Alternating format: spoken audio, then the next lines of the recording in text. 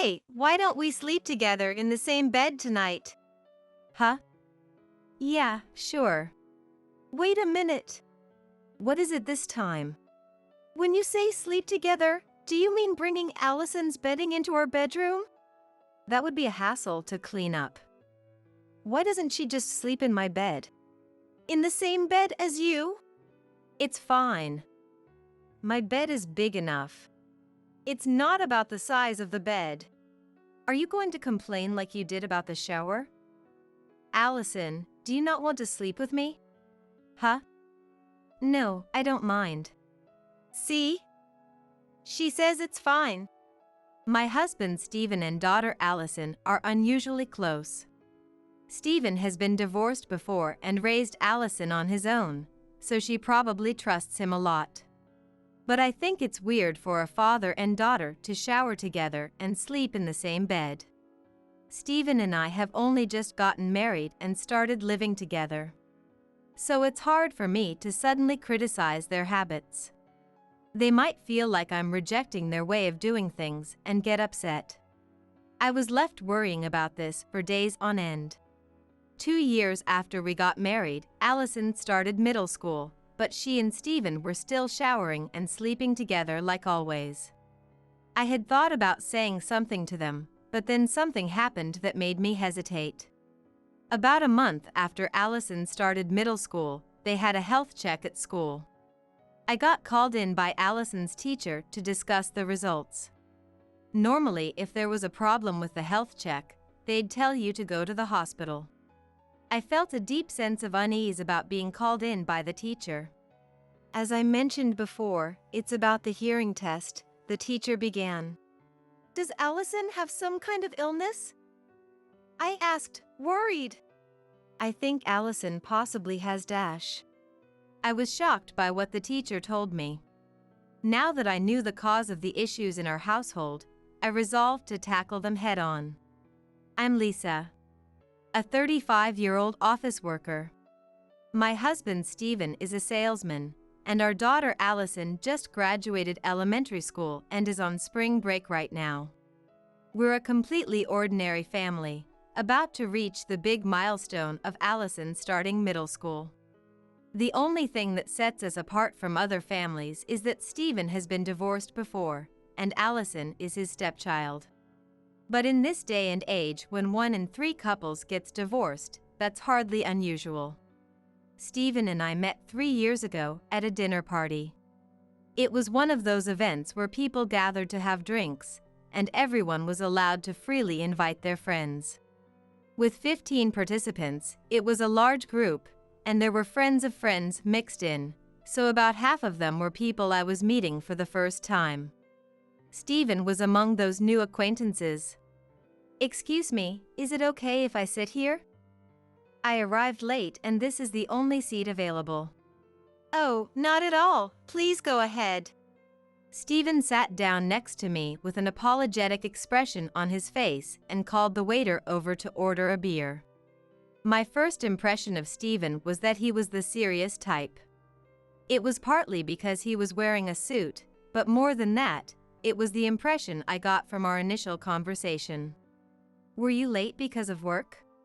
No, I actually finished work early, but I went home first to help my daughter with her homework. She's 10 years old and has been struggling with math lately, so checking her homework has become a daily routine. Wow, that's impressive. I bet your wife appreciates that. Actually, I'm divorced. Oh, I'm so sorry. No, it's not a big deal at all, he reassured me. Is your daughter home alone today? She lives with my parents, so they're taking care of her today. I got permission from Allison after checking her homework before coming out. As we were talking, the beer Stephen ordered was served. Some time had passed since the dinner party started, and groups had formed around us to chat. Stephen and I quietly clinked our glasses together, just the two of us. After that, he continued to brag about his daughter, talking about how straightforward and good-natured she was, and how she was a hard worker who put effort into her studies. Stephen seemed to cherish Allison immensely, and his life revolved entirely around her. I think Stephen was going through a busy period at work at the time. Even so, I was drawn to his kindness in prioritizing Allison. We exchanged contact information and started seeing each other even after the dinner party, and our relationship began. Once we started dating, given our age, we quickly began to think about marriage. However, for us to get married, building a relationship between Allison and me was a major prerequisite, requiring careful judgment and timing. In addition, Stephen had one more concern about Allison. I think it'll be fine, but be careful not to try to get too close too quickly. I know. You had issues with your ex-wife. Yeah. My ex-wife seemed to have developed postpartum depression and couldn't feel affection for Allison anymore. She started being cold to Allison. Allison might be sensitive to adult women or the existence of a mom. We'll have to actually meet and see how she reacts though. Don't worry. I'll be mindful of keeping an appropriate distance. When I met Allison for the first time, Stephen stoked my anxiety to no end. He put so much pressure on me that on the way to his parents' home to pick up Allison, I felt like my chest would explode from nervousness. But I suppose that was because Stephen cared about Allison that much. I placed my hand on my nearly bursting chest, took a deep breath, and somehow managed to calm myself down. Lisa, over here. Oh, wait a second. Hey now, don't go running off suddenly, it's dangerous. My anxiety had disappeared an hour after meeting Allison. When we arrived at the shopping mall, Allison took my hand and hurried towards the knick-knack store she had her eye on. Stephen following behind and cautioning Allison looked like a family scene no matter how you looked at it. In the car, she happily talked about school and her life at home with Stephen. Allison and I sat in the back seat while Stephen drove, but Allison talked about absolutely everything, so when I glanced at Stephen's face in the rearview mirror, he looked a little embarrassed. Also, as I had imagined even before meeting Allison, she and Stephen were very close. Dad, let me have some of that. Again? I'm going to run out of mine. Come on. I like that flavor too. Just give me one bite. Allison stole the ice cream Stephen was eating and, despite saying she'd only have one bite, she took 3 before returning it to him. The expression on her face at that moment was one of delight. When I was in elementary school, I disliked my dad for no reason. I apologize to all the dads out there, but I believe it's a daughter's destiny to dislike her dad. However, there are exceptions, and some daughters don't hate their dads. Allison seems to be one of them. Everyone around me irrationally disliked their dads, so Stephen and Allison's relationship appeared very refreshing to me. Seeing their bond allowed me to erase one of the many preconceptions I held. Since Stephen and Allison's relationship was good to begin with, and I was able to quickly build a relationship with Allison, we got married a year after we started dating. After the wedding, we rented an apartment and our life as a family of 3 began. As my first impression suggested, Stephen was serious and worked hard at his job. Allison was also an obedient and good kid. At this point, I thought we would continue to have a happy family life forever. However, this happiness was only superficial and would gradually crumble. When I started living with Stephen and Allison after getting married, I was surprised by something. Allison, want to take a shower? Yeah. What? While I was cleaning up the dishes after dinner, I heard an unbelievable conversation coming from the living room, so I quickly turned around to check on Stephen and Allison. The 2 of them were just getting up from the couch. It seems I didn't mishear. They were about to go take a shower together. Wait. When you say you're going to take a shower, you mean together? Yeah, we always do on holidays or when I get home from work early, right? Huh? Yeah, that's right. Allison is 11 years old, you know? Just look at Allison. She's still in elementary school. And she's the one saying she wants to go in together. Is there a problem? Well, you are parent and child, and she's only 11, and she doesn't seem to mind. See, there's no problem, right? Let's go, Allison. I couldn't say with confidence that it was wrong for Stephen and Allison to shower together. The two of them seemed to get along very well, and it appeared they had always done this. Was it my place to put a stop to it when I had just started living with them? They might feel bad, thinking I was denying their habit. Plus, I knew some kids who continued bathing with their parents even as they got older. Still conflicted, I went back to cleaning up. When the two came out of the shower, they sat together on the couch and happily started watching TV. They really do get along well. Watching them from the kitchen next to the living room, I figured that since Allison was already 11, she would probably start disliking showering with Stephen soon enough, so I decided it was fine not to say anything until then.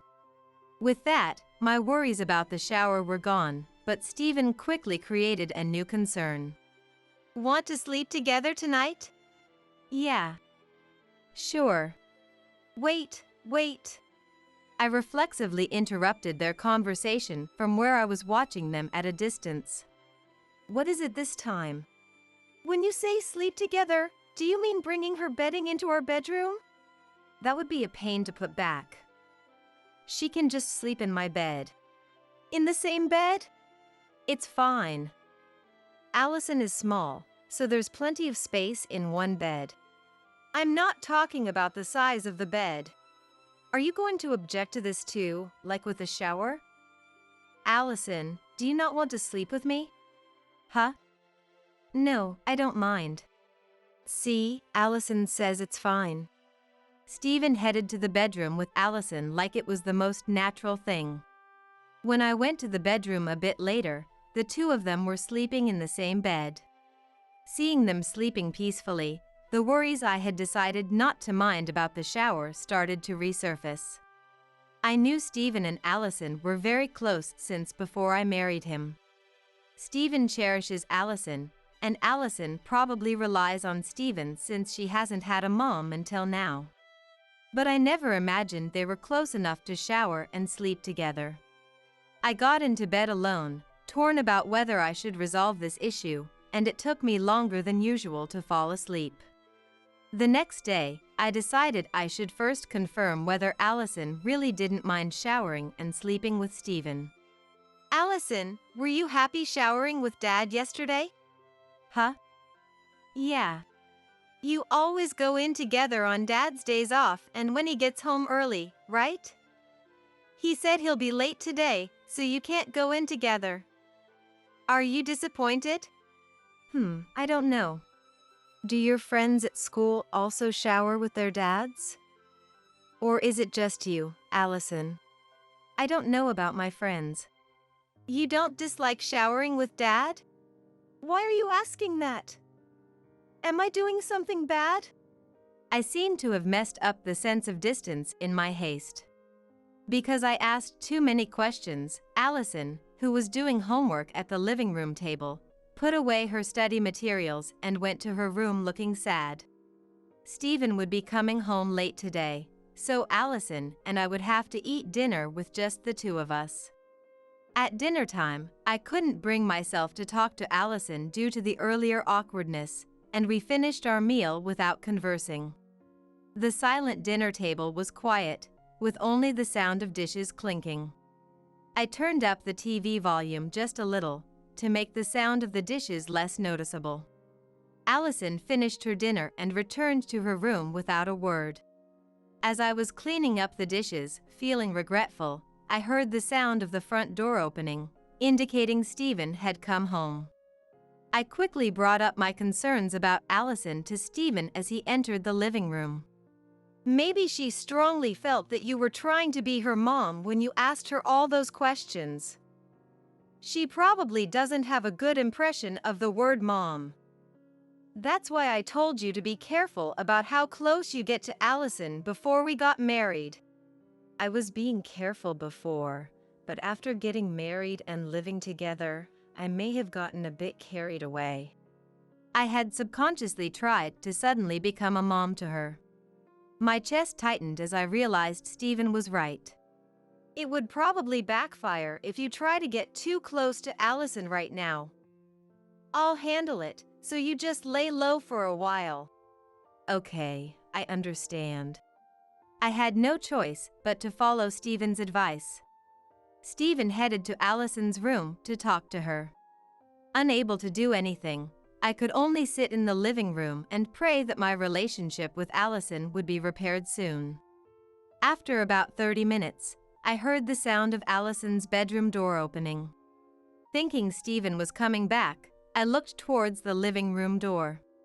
However, Stephen's footsteps didn't head towards the living room, but instead went in the direction of the shower. Moreover, I could hear Allison's voice as well. Allison had already taken a shower, but it seemed she was going to shower with Stephen again. I was sure they were having various conversations in the shower too. After a while, the two of them came out of the shower. Allison went to her room, and finally, Stephen returned to the living room. Eager to hear what happened, I immediately asked Stephen about his interaction with Allison as soon as I saw him. How did it go? Just as I thought, it was a mistake for you to suddenly act like her mom. I see. Of course. Don't get so down about it. She said things will go back to normal soon. I'll keep talking to Allison too. Please do. It seems like it would backfire if I try to talk to her too much. I silently thanked Stephen for his kindness. However, Stephen's next words once again made me question the situation. And you know, starting today, when I sleep with Allison, I'm going to go to her room instead of having her come to our bedroom. Huh? Why is that? Isn't it obvious? You think Allison wants to sleep in the same room as you when she's trying to distance herself from you? Oh, I guess you're right. Stephen's words about Allison wanting to keep her distance from me pierced my heart, causing intense pain. Stephen and Allison sleeping together, just the two of them. I didn't want to agree to it, but if I objected now, I would become the villain in this house, so I had no choice but to go along with Stephen in this situation. I silently nodded in agreement. Some time had passed since a wall had formed between Allison and me. Mom, listen. When you open this tube, it makes a big, pleasant sound. Can you show me what's inside, and not the tube itself? Allison had graduated from elementary school. The Allison who was an elementary school student until this morning was no longer one when she returned home. When the break ends, she will be a middle school student. Thanks to Stephen talking things through with Allison, my relationship with her had been repaired, and the problem was resolved. I was truly grateful to Stephen. However, my concerns remained the same even now. We're going to shower together today, right? Huh? Yeah. Wait a minute, Allison is about to be a middle school student, you know? It's about time you two stop showering and sleeping together. That's not true, right? You'll keep showering with me a bit longer, won't you?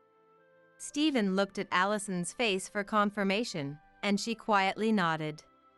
After confirming Allison's agreement, Stephen turned to me with a proud expression on his face. See? She says it's fine, so it's okay, right? But you know how close Allison and I are, don't you? We're not like most parents and children out there. Stephen happily made plans to shower with Allison that evening, smiling gleefully. At this rate, he probably wouldn't stop sleeping in Allison's room with her either. Now that Allison was becoming a middle school student, I really didn't want her and Stephen to keep showering or sleeping together. However, according to Stephen, in order to repair my relationship with Allison, it was crucial for him to shower and sleep with her, closing the emotional distance between them as parent and child while talking things out. He also said he wanted to continue doing so as much as possible to understand Allison's feelings going forward. When he put it that way, I had no choice but to back down, as I couldn't say anything after he had helped mend my relationship with Allison. Still, although I had let it slide until now, I was starting to feel that this wasn't right. Allison, I'm going to sleep in your room tonight, okay? Huh? Okay. Allison replied, her expression not looking particularly happy. She was clearly confused. However, despite her confusion, she followed Stephen's words. I found it strange, but if I asked Allison about it now, it might make things awkward again. I was afraid of Allison giving me the cold shoulder again, especially after we had just repaired our relationship. So even though I was concerned about Allison, I couldn't bring myself to ask her about it. A few days after Allison started her break, a small incident occurred. I don't want any more. What's wrong? My stomach hurts a bit. Stephen was coming home late today, so Allison and I were having dinner together. However, Allison finished her meal after only about 3 bites. You left about half yesterday too. Are you okay? I'm fine. I think I'll feel better after I sleep. If you don't have an appetite, should I make you some soup? We have bananas and apples, or I could go buy some yogurt. I don't need any. I'm going to sleep. I think it's better if you eat at least a little something. How about we go to the hospital tomorrow? I told you I'll be fine after I sleep. But your middle school entrance ceremony is coming up soon. I think it's better to get checked just in case. I said it's fine. Leave me alone. Allison slammed the table hard and stood up with the momentum. She walked a bit unsteadily to her room.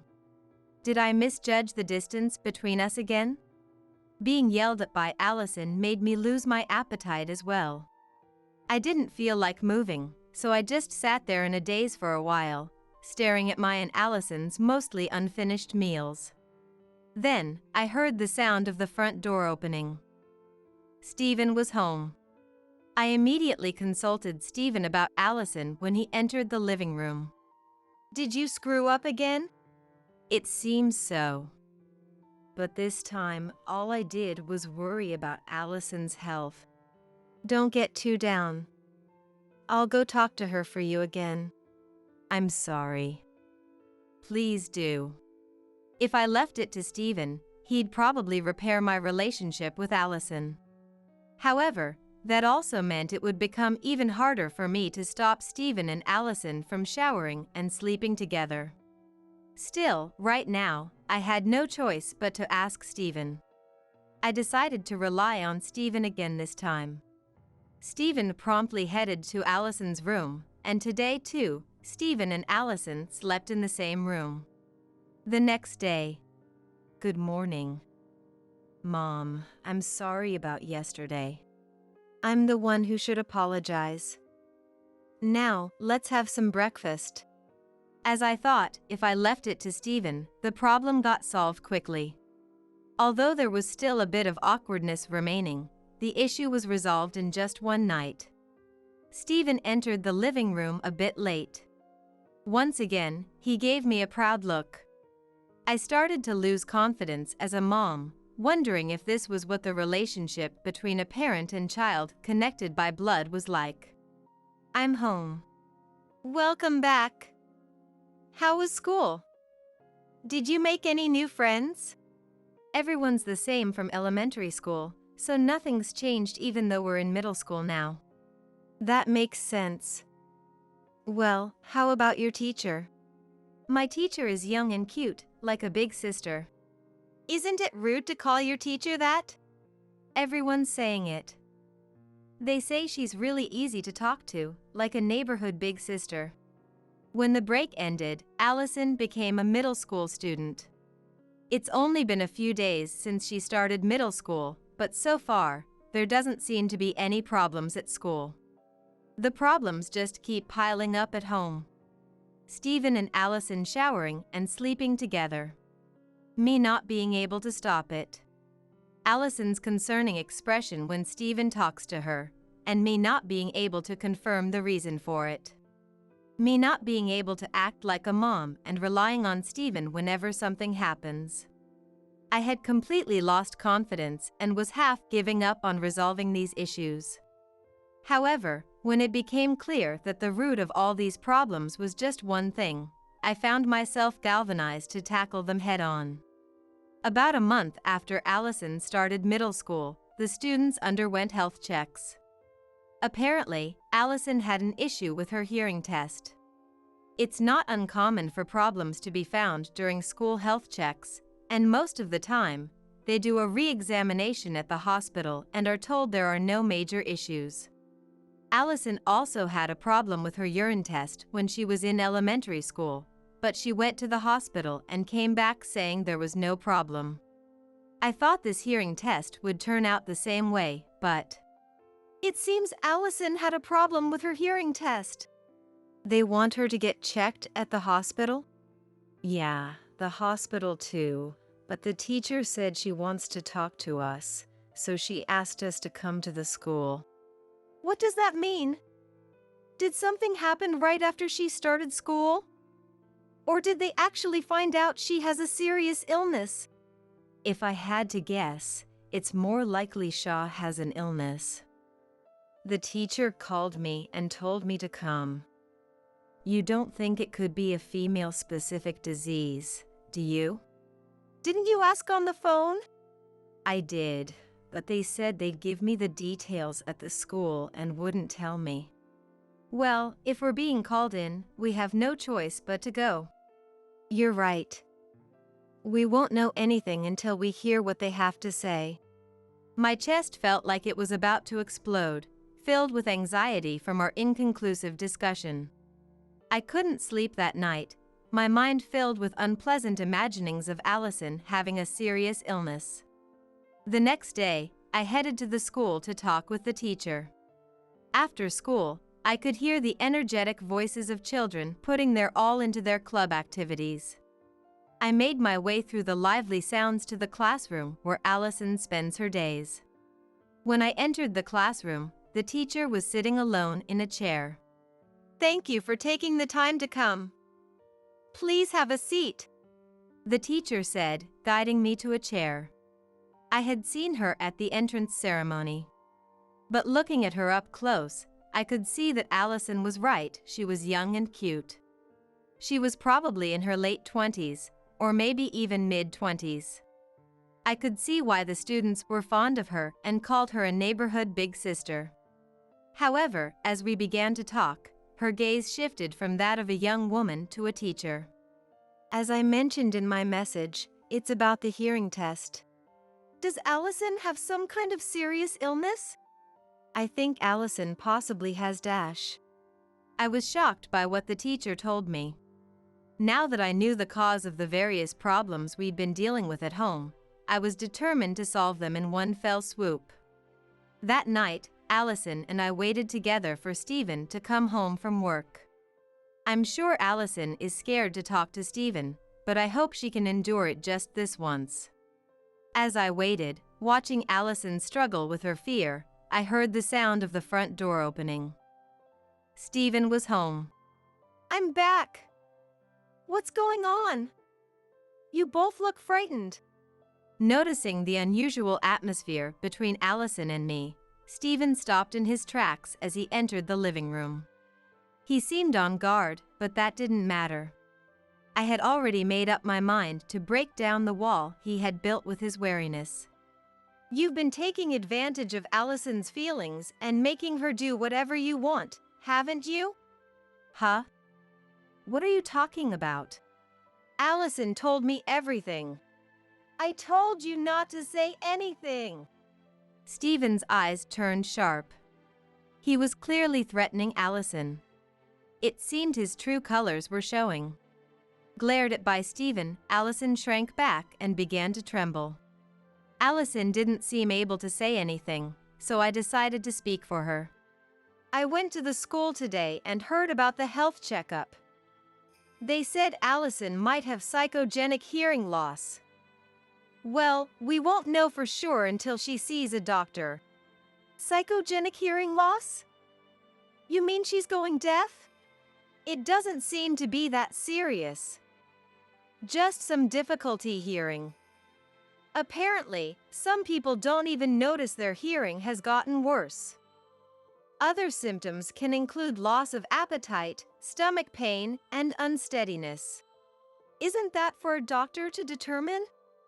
Why were you called to the school? This illness is said to be caused by psychological stress. For Allison, that psychological stress is you.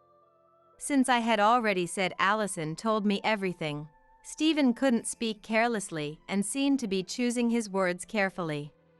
I said everything, but he doesn't know how much of the situation I've grasped. However, he seems to be choosing his words too carefully, and no further words are coming from Stephen. But when I say everything, I really mean everything, so no matter how carefully Stephen chooses his words, it doesn't matter to me. I heard from the teacher and learned that the cause of all the problems piling up in our house was Stephen. As I mentioned in my message, it's about the hearing test. Does Allison have some kind of serious illness? I think Allison possibly has psychogenic hearing loss. It's a condition where hearing becomes a bit difficult, and some people don't even notice it's happening. Then why was I called to the school?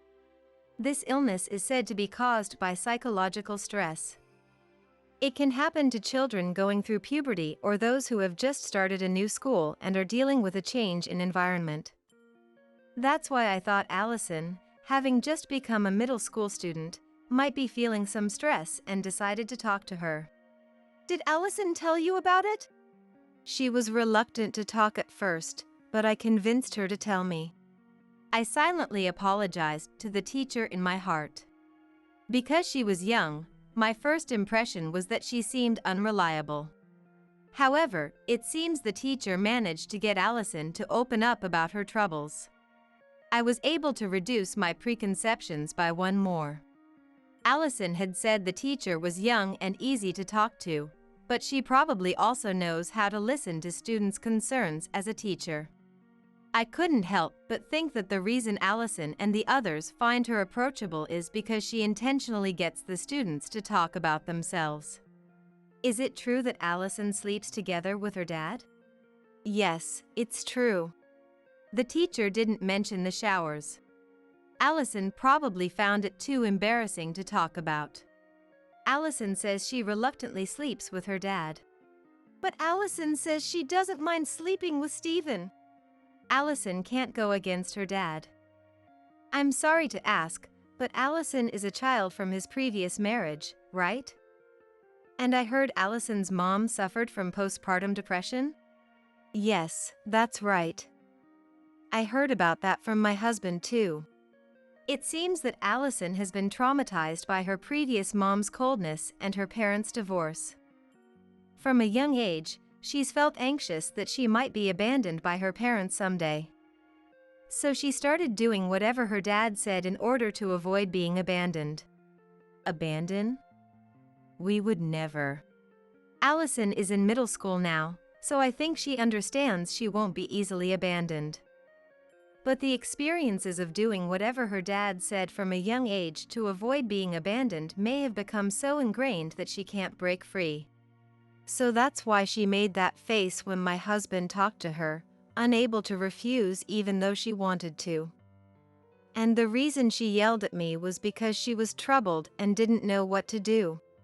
This is just my own theory based on what I heard from Allison. I think you understand Allison better than I do, so please try talking to her once. I returned home, reflecting on how I had failed to understand Allison at all. Hearing the teacher's story, various things started to connect in my head, and I began to see the true nature of the problem. Upon getting home, I first apologized to Allison for not understanding her at all and promised I would absolutely never abandon her no matter what. Allison forgave me, and when I told her I had spoken with the teacher, she told me everything. Listening to Allison's story, I checked the answers to what I had been thinking on the way home from school. Most of what I had thought was correct. So you were the cause of Allison's psychological stress. You noticed how she acted to avoid being disliked since she was little and took advantage of those feelings to make her do your bidding. It had already started when I first met Allison, hadn't it? When you first met Allison? I don't remember something that long ago. For you, ordering Allison around was so commonplace that you don't even remember it. Both Allison and I clearly recall it though. I was so happy when Allison warmed up to me right away when we first met. But apparently, you had told her to hold my hand, hug me and stuff to make a good impression on me. You even made her pretend to get along with you, didn't you? Now that you mention it, I do feel like I made her do something like that. At home, you showered together, slept together. I can't believe you would treat Allison however you pleased, knowing she couldn't defy you. That's just that. It's not like I abused her or anything. No, showering and sleeping together is clearly abuse. That's not true. Allison didn't seem to mind. Right, Allison? Stephen shot Allison another sharp look. I felt like I had seen this exchange several times before. When Stephen would shower or sleep with Allison, he would sometimes phrase it like he was checking with her. However, this wasn't a real check, but rather a pressuring command. Glared at by Stephen, Allison began trembling again. At this rate, Allison might give in to Stephen again, so I decided to assist a little. I lightly tapped Allison's shoulder, encouraging her to look at my face. Our eyes met, and I conveyed with my gaze that no matter what, I was on Allison's side. My message seemed to get through, and Allison's shaking subsided. I hated showering and sleeping with Dad. I don't want to be with Dad anymore. You say things like that? To Stephen, Allison had been the ultimate yes man since she was little. He seemed surprised that Allison had said no for the first time. Stephen, who thought she would easily give in again if pressured, looked perplexed. However, Stephen's perplexed expression lasted only a moment before his villainous face returned. I see. My bad. So?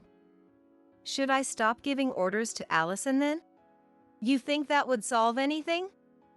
I'm divorcing you. And I'm taking custody of Allison. What? Divorce? Of course. You think I could entrust precious Allison to an abuser like you? You say abuse, but I just learned for the first time that Allison hated it. If she had told me from the start, I would have stopped right away. Isn't it partly Allison's fault for not clearly saying no? Stephen laughed, claiming his actions weren't abuse. However, such excuses were unacceptable. Surely someone had warned me he might try to make excuses like this, so I was already prepared. You know, sexual abuse of a child can be established even without sexual violence. What? When I haven't abused her? Don't be ridiculous. What you did falls under custodial indecency. When a custodian takes advantage of their influence to perform sexual acts on a child, it's a crime even with consent. That makes sense, doesn't it? A child is still mentally immature, and depending on the situation and environment, they can't always freely make decisions. This time, you exploited your position as Allison's dad and her desire to not be disliked by you to coerce her into showering and sleeping with you. Wouldn't that be considered custodial indecency? No, but I checked with Allison to see if she hated it. Even if Allison said it was fine, the moment you showered together, you were in the wrong. No way. But I've heard the police and child services don't really act on these things. That's understandable. It'd be a huge hassle if they responded to every report. It'd be pointless even if you reported it. Wouldn't it be more realistic for us to discuss and resolve this ourselves? Stephen had been laughing earlier, but now he was visibly flustered.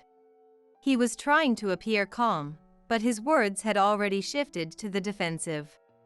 However, it was too late to get defensive now. I had resolved to settle this in one blow, so I intended to put an end to everything with today's confrontation. It's true that an individual report might get buried among others, right? So discussing it would be better for both of us and lead to a smoother resolution. Too bad, but the teacher has agreed to cooperate. The school will contact child services. And child services might contact the police. With the school and child services involved, the chances of the police taking action might increase a bit. Well, it'd be a problem if the police got involved. Then will you agree to the divorce? If so, I won't say anything to child services or the police. How about that? Fine. Worried Stephen might change his mind, I immediately obtained and printed the divorce papers online and had him sign them. After filling out the divorce papers, I didn't want him around Allison anymore, so I kicked him out of the house. With this, Allison would no longer have to shower or sleep with Stephen. Later, Stephen and I divorced, and I got custody of Allison. Normally, I think it would have been difficult for me to get custody of Allison given the circumstances. However, since it was determined that Stephen forcing Allison to shower and sleep with him constituted abuse, he was arrested, allowing me to take her. I heard Stephen complain to me, saying, "This wasn't our deal." But I hadn't broken my promise with Stephen. The reason Stephen ended up getting arrested was because Allison consulted the teacher, the school contacted child services, and child services provided the information to the police. I hadn't done anything. Since it was Allison and the teacher who acted, I don't think it counts as me breaking a promise. However, while Stephen was arrested, he wasn't indicted. At first I was disappointed, but having an arrest record was significant. And the nature of the arrest was sexual abuse of his own child. There was no way he could avoid harsh judgment from society with that kind of label. Stephen's massive loss of credibility made it impossible for him to keep working. So while he wasn't fired, he quickly quit the company himself. Also, given the reason for the divorce, all his relatives cut ties with him. As a result, Stephen was isolated with no one to rely on. After quitting his job, Stephen moved far away, seeking an environment where no one knew him. I don't know what kind of work he's doing, but it seems he is employed. He has to pay child support, so I hope he keeps working hard. I continue to live with Allison. Allison seems brighter than before. Her smiles until now were probably just for show, to avoid being disliked by Stephen and me. I think I had many shortcomings through all of this. So to ensure Allison never has to force a smile again, I'm determined to become a much more reliable mom. The in-laws, who leave all the travel planning to me. Yet, I'm not included in those trips. Words spoken to me by my husband Gail upon his return from an overseas trip were, "Have a nice meal ready when I get back." That was it. Since father-in-law Stephen passed away, Gail has been brainwashed by mother-in-law Veronica and sister-in-law Louise into becoming the main perpetrator of harassment against me. I obediently followed along, preparing delicious meals, waiting for the three of them. I'm Viola, 29 years old. Living with Gail's parents and his unmarried sister Louise, we were a household of 5. Gail works in sales at a pharmaceutical company, and I'm a pharmacist at a university hospital. We met at work. As we got to know each other, Gail asked me out, and we started dating. On our days off, we'd go on trips or play tennis, our shared hobbies. After 2 smooth years of dating, we got married. A year into our marriage, we began living with Gail's family. Initially, I was opposed to living together, wanting to enjoy married life just with Gail. However, the conversation about rebuilding the old family home quickly escalated to making it a two-family house, and before I knew it, we were all living together. Veronica, Louise, and I divided the household chores, as Gail and I both worked. I was mainly in charge of cleaning. Veronica cooked, and Louise did the laundry. We helped each other out when busy. My in-laws and Louise didn't bully me, and living together went unexpectedly well. But Stephen's presence was significant in this harmony. He adored me, Gail's wife, always looking out for me living under his roof. His strong presence as the family head made life comfortable. Everything changed when Stephen suddenly passed away. Stephen, who had been doing well until the day before, passed away, and the family was filled with great sadness. The family, including me who adored kind Stephen like a real father, was engulfed in great sorrow. Losing the head of the house so suddenly, the family's balance crumbled. I thought this was a time for the family to support each other. Veronica, Louise, and even Gail seemed to agree. However, to them, I was an outsider, not family. After Stephen's death, they openly started attacking me. Viola, the meal isn't ready yet. You really are inefficient. It's ridiculous to divide chores. Housework should be done by the sons. From now on, you'll do it all alone. That's right. Why should we have to do household chores? I'm working too, you know? You handle the housework. So went the unified voices of Veronica and Louise, pushing all the chores onto me. I work too. I thought, but couldn't talk back, silently taking on all the chores.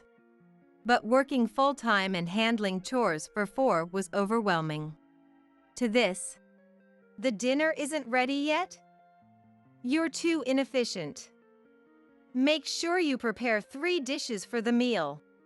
These clothes are wrinkled. They were expensive, so iron them for me, will you? Veronica and Louise said freely. When I sought help from Gail, he said, just work harder, wife. As Mom says, you're inefficient. He completely ignored me and even joined in blaming me. All chores were dumped on me, and instead of thanks, I received constant criticism and sarcasm. I was treated like a slave by all 3. It's one thing for Veronica and Louise not to treat me, Gail's wife, as family. But what hurt most was Gail, who chose me as his wife, treating me like an outsider too. In Stephen's absence, I became a mere servant and financial contributor in the eyes of the family I thought I belonged to. On weekdays, I'm busy with work and house chores, and on weekends, I'm chasing after the remaining chores.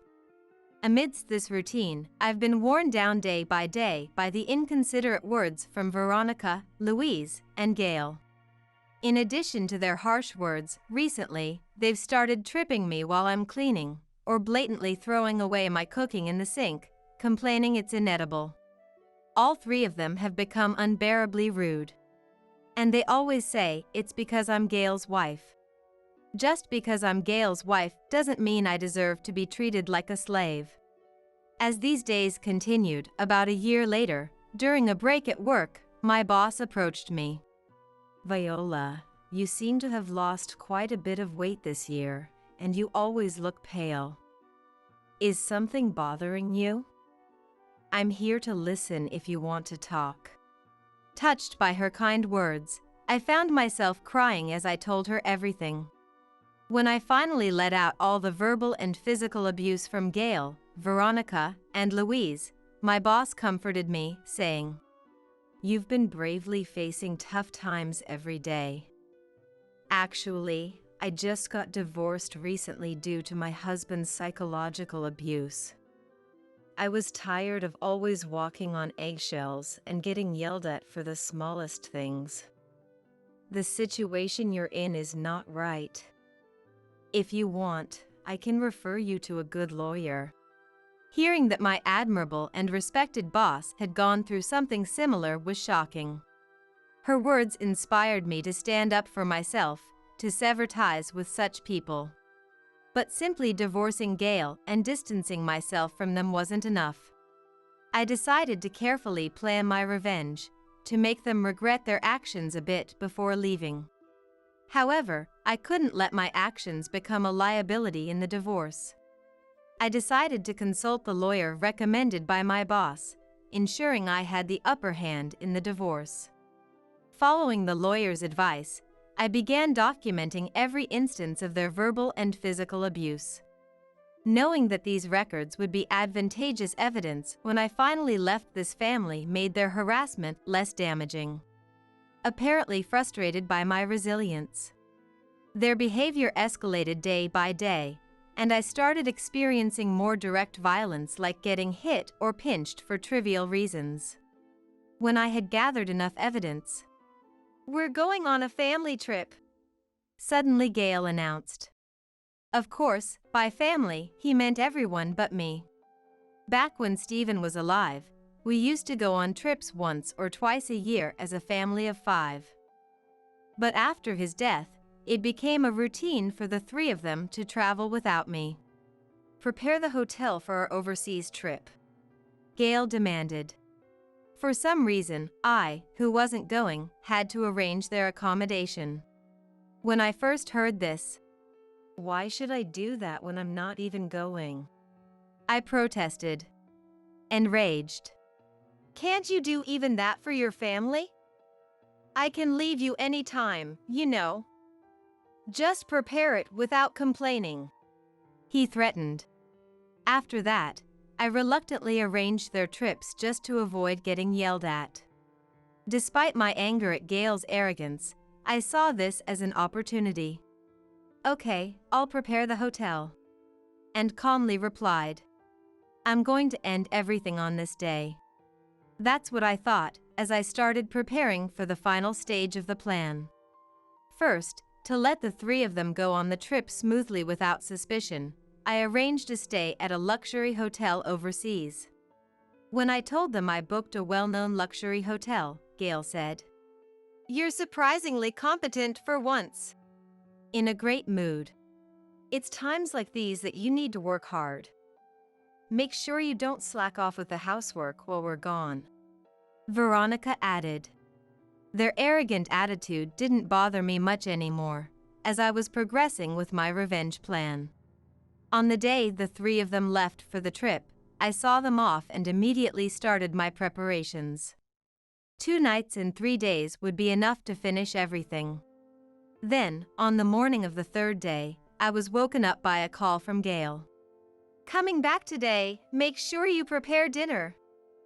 Let's see, steak and pizza sound good. Order something delicious. You can just have French fries," he ordered arrogantly. Over the phone, Louise also said, "We've been eating fancy meals at luxury hotels every day, so I'll brag about it when we get back. But before I brag, I want to take a shower, so make sure the shower room is clean." As usual, acting superior. To proceed with the plan without issues, I replied, "Understood," and hung up the phone.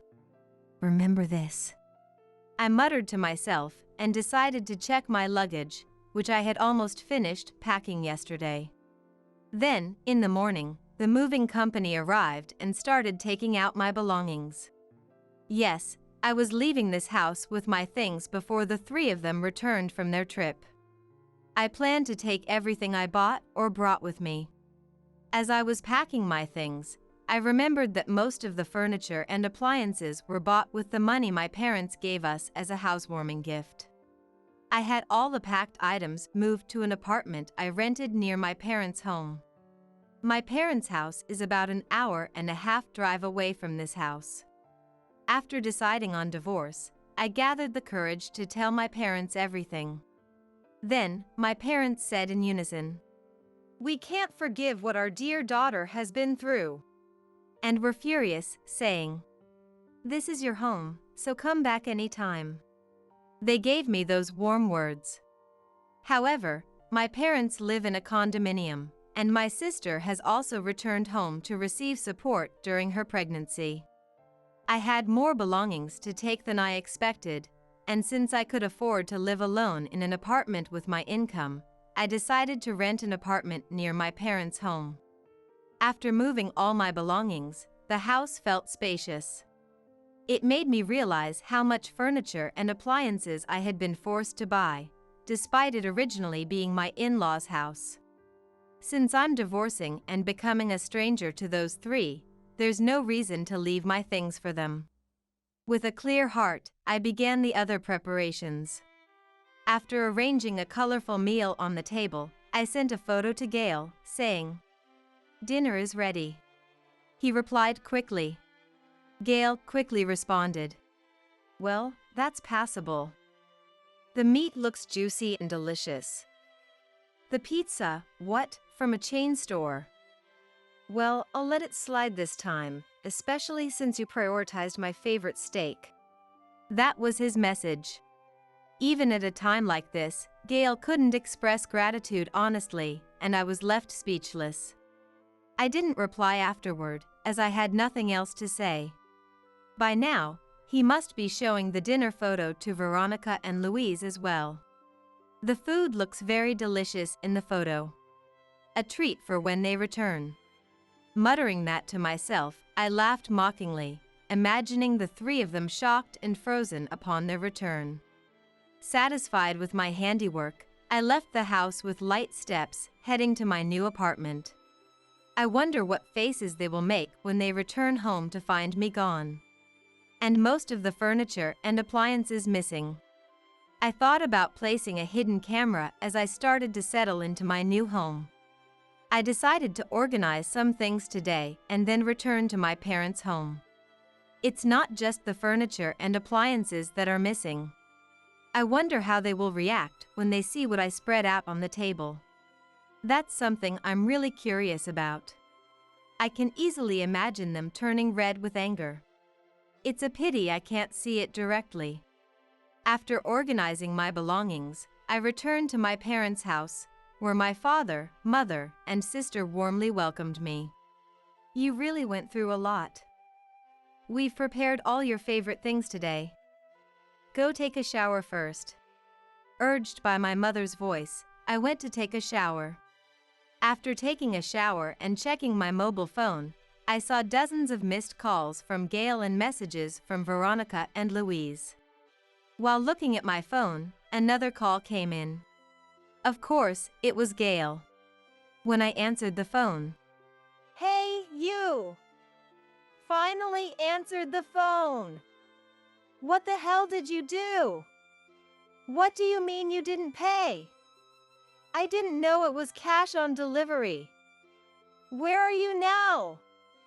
When we got back from the trip, your stuff was gone, and so were the furniture and appliances. What's this on the table? On closer look, they're just samples. You can't eat samples, are you joking? he yelled. Anticipating Gail's yelling, I held the phone away from my ear. "Did you like my present? Why should I pay for your trip? I'm not your bank." And replied with a sneer. And then, Where am I?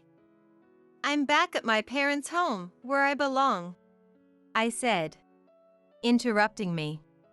You should prioritize us since you married our son. You think you can just go back to your parents' house and get away with it? You took the appliances and furniture like a thief. Bring them back. And deal with this trash on the table. Veronica yelled. I'm becoming a stranger to you, so there's no reason for me to leave my things in a stranger's house. I certainly won't be preparing meals for you. From now on, the three of you should live as a family and support each other. Any further communication should be through my lawyer. I won't respond to direct contact. By the way, I'll leave you the samples as a keepsake, I said, laughing while they were still yelling. I ignored the voices of Gail and the others and hung up. Calls and messages continued, but I didn't respond to any. The sample dishes I left on the table instead of real food were made at the food sample factory where my sister works. She's the manager there, so she handled it cleverly. They looked so real in the photos. I knew Veronica and Louise could cook, so it wouldn't be a big deal to them, but remembering their fury over the phone, I felt my little revenge was a great success. More importantly, the damage from the missing TV, washing machine, dresser, vacuum cleaner, and the unpaid hotel bill must be more significant.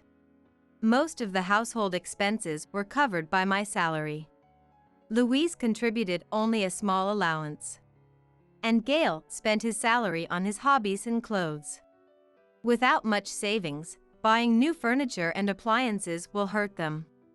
But that's none of my concern now that I'm a stranger to them. The evidence I gathered after consulting my lawyer was perfect. With so much evidence, the lawyer was confident the divorce would be in my favor. I'll leave it to the lawyer to get as much compensation as possible. I might not get much, but being away from those three is the best outcome for me. Negotiations started with the lawyer in between, but Gail was unwilling to accept the divorce. Veronica and Louise, despite the evidence, refused to admit to their abusive behavior, calling it disciplining a son's wife. The discussion was going nowhere, and I was getting frustrated, but the lawyer told the three, "If this doesn't progress and goes to court, it'll become a social credibility issue." Then they reluctantly agreed to talk. They probably underestimated me, thinking I wouldn't seek help from anyone. Even though they knew their abusive behavior would be problematic, they didn't stop. The lack of Stephen's presence made their true colors more evident. Despite the divorce, Gail started showing up at my workplace and parents' house, asking to reconcile. Viola, I'm truly sorry for everything. I took you for granted while you worked hard at your job and at home.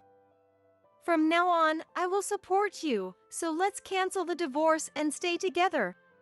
He said this in front of my workplace, holding a bouquet of flowers, probably just to avoid paying compensation. I've already asked you to avoid direct contact, right? If you come again, I'll call the police. As soon as Gail followed me, I went straight to the police station to discuss his stalking and decided to get a restraining order against him. However, undeterred, Gail, Veronica, and Louise somehow found out where my new apartment was and showed up. One day, while relaxing and watching TV, the doorbell suddenly rang. Looking through the peephole, I saw the three of them. I tried to ignore them at first, but they kept ringing the doorbell, causing a disturbance to the other residents, so I reluctantly answered. "Yes," I said. Viola, have you reconsidered after last time? We really should stay together. And then Gail started talking cheerfully. Following that, "Viola, we were wrong. We misunderstood that as Gail's wife, you were supposed to work for the family. Let's try to have a good relationship and live well together this time," Veronica added, conveniently arranging her words. I don't know how you found this place, but I told you to stop direct contact, didn't I? No matter what you say, we are strangers now, and I have no intention of becoming family again, I replied. Gail's face twisted unhappily. Don't get so full of yourself just because we've changed our attitude a bit. Come out already. He raised his voice. It's true that people's fundamental nature doesn't change. As I was thinking this, two men approached them from behind. We're the feel-good police. You're not allowed to approach someone when there's a restraining order. Please come with us to the station, they said to Gail. I had contacted the police as soon as the doorbell rang. You called the police? What are you doing? Explain to them and send them away. He yelled, but I decided to leave it to the police and turned off the doorbell. Later, Gail, Veronica, and Louise were taken to the police station for questioning and a stern warning. It seems that Veronica, being a housewife with only a small pension, and the salaries of Gail and Louise, were not enough to keep up with the loan and compensation payments, and they ended up selling the house. Now, they are living in a small apartment. As for me, I'm living alone while frequently visiting my parents' home. I'm currently enthralled by my newly born niece. I plan to continue cherishing my family. Call an ambulance, quick. How can you be so oblivious? Suddenly, Brittany, who lives next door, rushed into my apartment in a panic. It all started when Tony collapsed in the bathroom. Lately, Tony never parts with his mobile phone, no matter where he is in the house. In fact, he even takes it to the bathroom, apparently talking to someone. Why she, living next door, knew in real time that he had collapsed in the bathroom is beyond me. Honestly, there's no reason for her to call me oblivious. I already know why she is connected to him, and how she knew immediately about his collapse in the bathroom. They might think it's a secret, but there have been many suspicious moments in the past. It's funny they don't realize that they're the only ones who don't notice. I've turned a blind eye until now, but I've decided to put a stop to it. They've been having their way, thinking I've been silently watching. Of course, I plan to retaliate against Tony, but I also want Brittany to suffer just like me. They shouldn't think they can get away with this. It's time for them to pay for 13 years of betrayal. I'm Rosetta, a 40-year-old housewife. I met my husband Tony through a mutual acquaintance. At my age, I long to marry and build a warm home. A friend suggested I meet Tony, saying it wouldn't hurt just to meet. I was all work and no play, with no chances to meet anyone. Watching my friends get married, I wondered what life with someone I loved would be like. Thinking it was just a meeting, I said yes, only to find an unexpectedly great connection. Our hobbies and topics of conversation matched, and our conversational pace and rhythm felt incredibly comfortable. It was as if we had met before, and I wanted to see him again. I had dated a few men before, but none with whom I could talk so freely. My first impression of Tony was of a caring man, always putting me first. I quickly fell for his ever-present kindness. Rosetta, I thought this would suit you. What's this? It's not my birthday or our anniversary. Can I open it? Please do. Inside the box he handed me was a beautiful lemon yellow dress. It's lovely. I've never worn a dress like this. I wonder if it suits me. It's definitely going to suit you, Rosetta. I want to see you in it here. Here? I'm a bit nervous. I quickly tried on the dress. Yeah. The size is just right. It suits you as I thought. I'm happy. Thank you. He nodded with satisfaction as he looked at me. Though kind to me, I sometimes caught a glimpse of his stern side. It was mostly during work-related calls. Even on dates, he'd occasionally receive calls and issue instructions. I'd find myself admiring his commanding presence. He, a manager, seemed to be always busy, even on his days off. It must be tough getting work calls even on your day off. Well, it's not too bad. But it can be tough dealing with incompetent subordinates. Oh, we should head out. Our restaurant reservation is coming up. Laughing, we hand in hand, hurried to the restaurant we had reserved. I wanted to marry a wonderful woman like you. Will you marry me? If it's with you, I'd be happy to. Please take care of me from now on. I felt happy to be able to marry him. But this happiness, I soon realized, was fleeting. I intended to continue working as a nurse even after getting married. But things seemed to be heading in a bad direction. About the housework. I plan to continue working, even though we're married. Is it okay to ask you to help when I have night shifts? His expression then turned grim. You intend to continue working? Yes, is that a problem?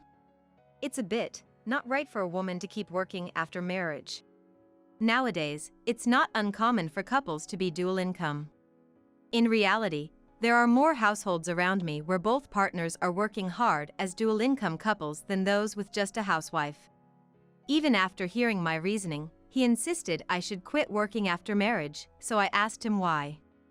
I thought there must be some reason from his perspective. Believing it's important for spouses to understand and compromise with each other, I decided to ask. Ever since college days, I've been coming back to a dark room and turning on the light alone. Tony, you've lived alone for a long time since college, right? The moment the room lights up and I realize I'm alone, I just hate that feeling. His expression seemed to darken for a moment. So that's how you felt. I lived with my family for a long time, but I guess living alone can make you feel that way. That's why I want you, Rosetta, to quit your full-time job. Of course, I'll work in your place. There's even talk of me becoming a director soon. Really? A promotion at this time? That's amazing. Then, scratching the tip of his nose awkwardly, he replied. Whenever he feels shy about something, he fiddles with his nose and breathes heavily. He looked at me as if expecting more praise, so he must have been really happy. He always prioritized career advancement, working hard to be recognized at work, so this honor must mean a lot to him. It's not a big deal for someone like me. But there are only a few among my peers who have become managers, so I guess my progress is relatively fast. Proudly saying this, I felt a hesitation beside him. Sensing my indecision, he leaned in and said, "You're not going to cling to your job when I, your husband, am asking you this humbly, right?" I was speechless at his expression, one I had never seen before. It was unbelievable, and instinctively, I felt I shouldn't meet his eyes anymore, a strange sensation. Being told this, I felt I had no choice but to quit. I wanted to continue a bit longer, but I decided to resign, considering it was my beloved husband's request. Life as a housewife, starting with our marriage, was harder than I expected. I thought being a housewife meant doing household chores, but it was extremely busy. Taking advantage of me being a housewife, Tony stopped doing any housework. Women's workplace is like the home, right? It's wrong to just rush through work to have your own free time. I couldn't talk back to him when he said this in a stern tone. In the morning, I prepared breakfast and helped him get ready for work, timing it with when he woke up. Until he returned at night, I finished all chores like preparing dinner and cleaning the bathroom. "Tony, breakfast's ready." "I'll be right there." He sat down at the table, looking around leisurely and sighed deeply. "You know I went out for a work-related drink last night, right?" "Yes, I thought so since you came back late." "What about it?" "If I went out for drinks, shouldn't the breakfast be Eggs Benedict?" "I'm sorry, I didn't consider that." Then he, tapping his finger on the table, silently glared at me. He was particular and would strongly point out anything that differed even slightly from his preferences. "Hey, is this where the vase was supposed to be?" A normal vase placed beside the TV stand. I bought it thinking it would add a nice touch to the home since he likes flowers. I haven't decided exactly where to place the vase, but I wonder if something went wrong. The vase? I moved it a bit since it was blocking the TV view. Tony clicked his tongue and glared at me. "With this angle, it blocks the view of the painting from my seat. A masterpiece obscured by flowers, what were you thinking? So selfish to prioritize watching TV." "I didn't mean to. I'm sorry." Try to understand the feelings of a man who's dealing with such a selfish woman. He kept blaming me relentlessly. Hearing how inadequate I was, I started to strongly believe I was a terrible person. "Rosetta, you've always lived at home and only worked as a nurse, so you might not understand, but society isn't so kind, you know? Being limited to the medical world like that." When he said this, I started to feel anxious, wondering if my narrow perspective was causing him discomfort. "You say you're a doctor or nurse, but in the end, you only know a narrow world, don't you?" "Yes, I suppose." "I've been working at the same company for 30 years since graduating from college, so I'm good at sensing these things. I'll teach you, so be sure to pay attention. Honestly, I felt that continuing as a nurse would have been far better. His relentless sarcasm often lasts for 2 to 3 hours. Showing any sign of displeasure means starting all over again with the lectures, so I'm not even allowed to look upset. I focused solely on giving answers that would satisfy him or nodding as if I were listening. While it's possible to ignore Tony's sarcasm, there's another issue that's been bothering me for a while. Brittany, our next-door neighbor. She seems to be a successful influencer, and her voice can be heard every night during her broadcasts. Despite living in a well-insulated condominium, the sound leaks through, indicating she must be playing at a very high volume. I've been troubled by this noise since moving in 13 years ago and have complained 2 or 3 times. Remembering those times still makes me angry. Since those complaints, it seems I've been marked as an enemy in her eyes. Every time we pass each other, she clicks her tongue at me. Although it's a regular occurrence, it's still unpleasant to experience every night. Don't you know what kind of person the neighbor is? He looked at me sharply when I asked. Is there a problem with the neighbor? I hope it's not trouble with them.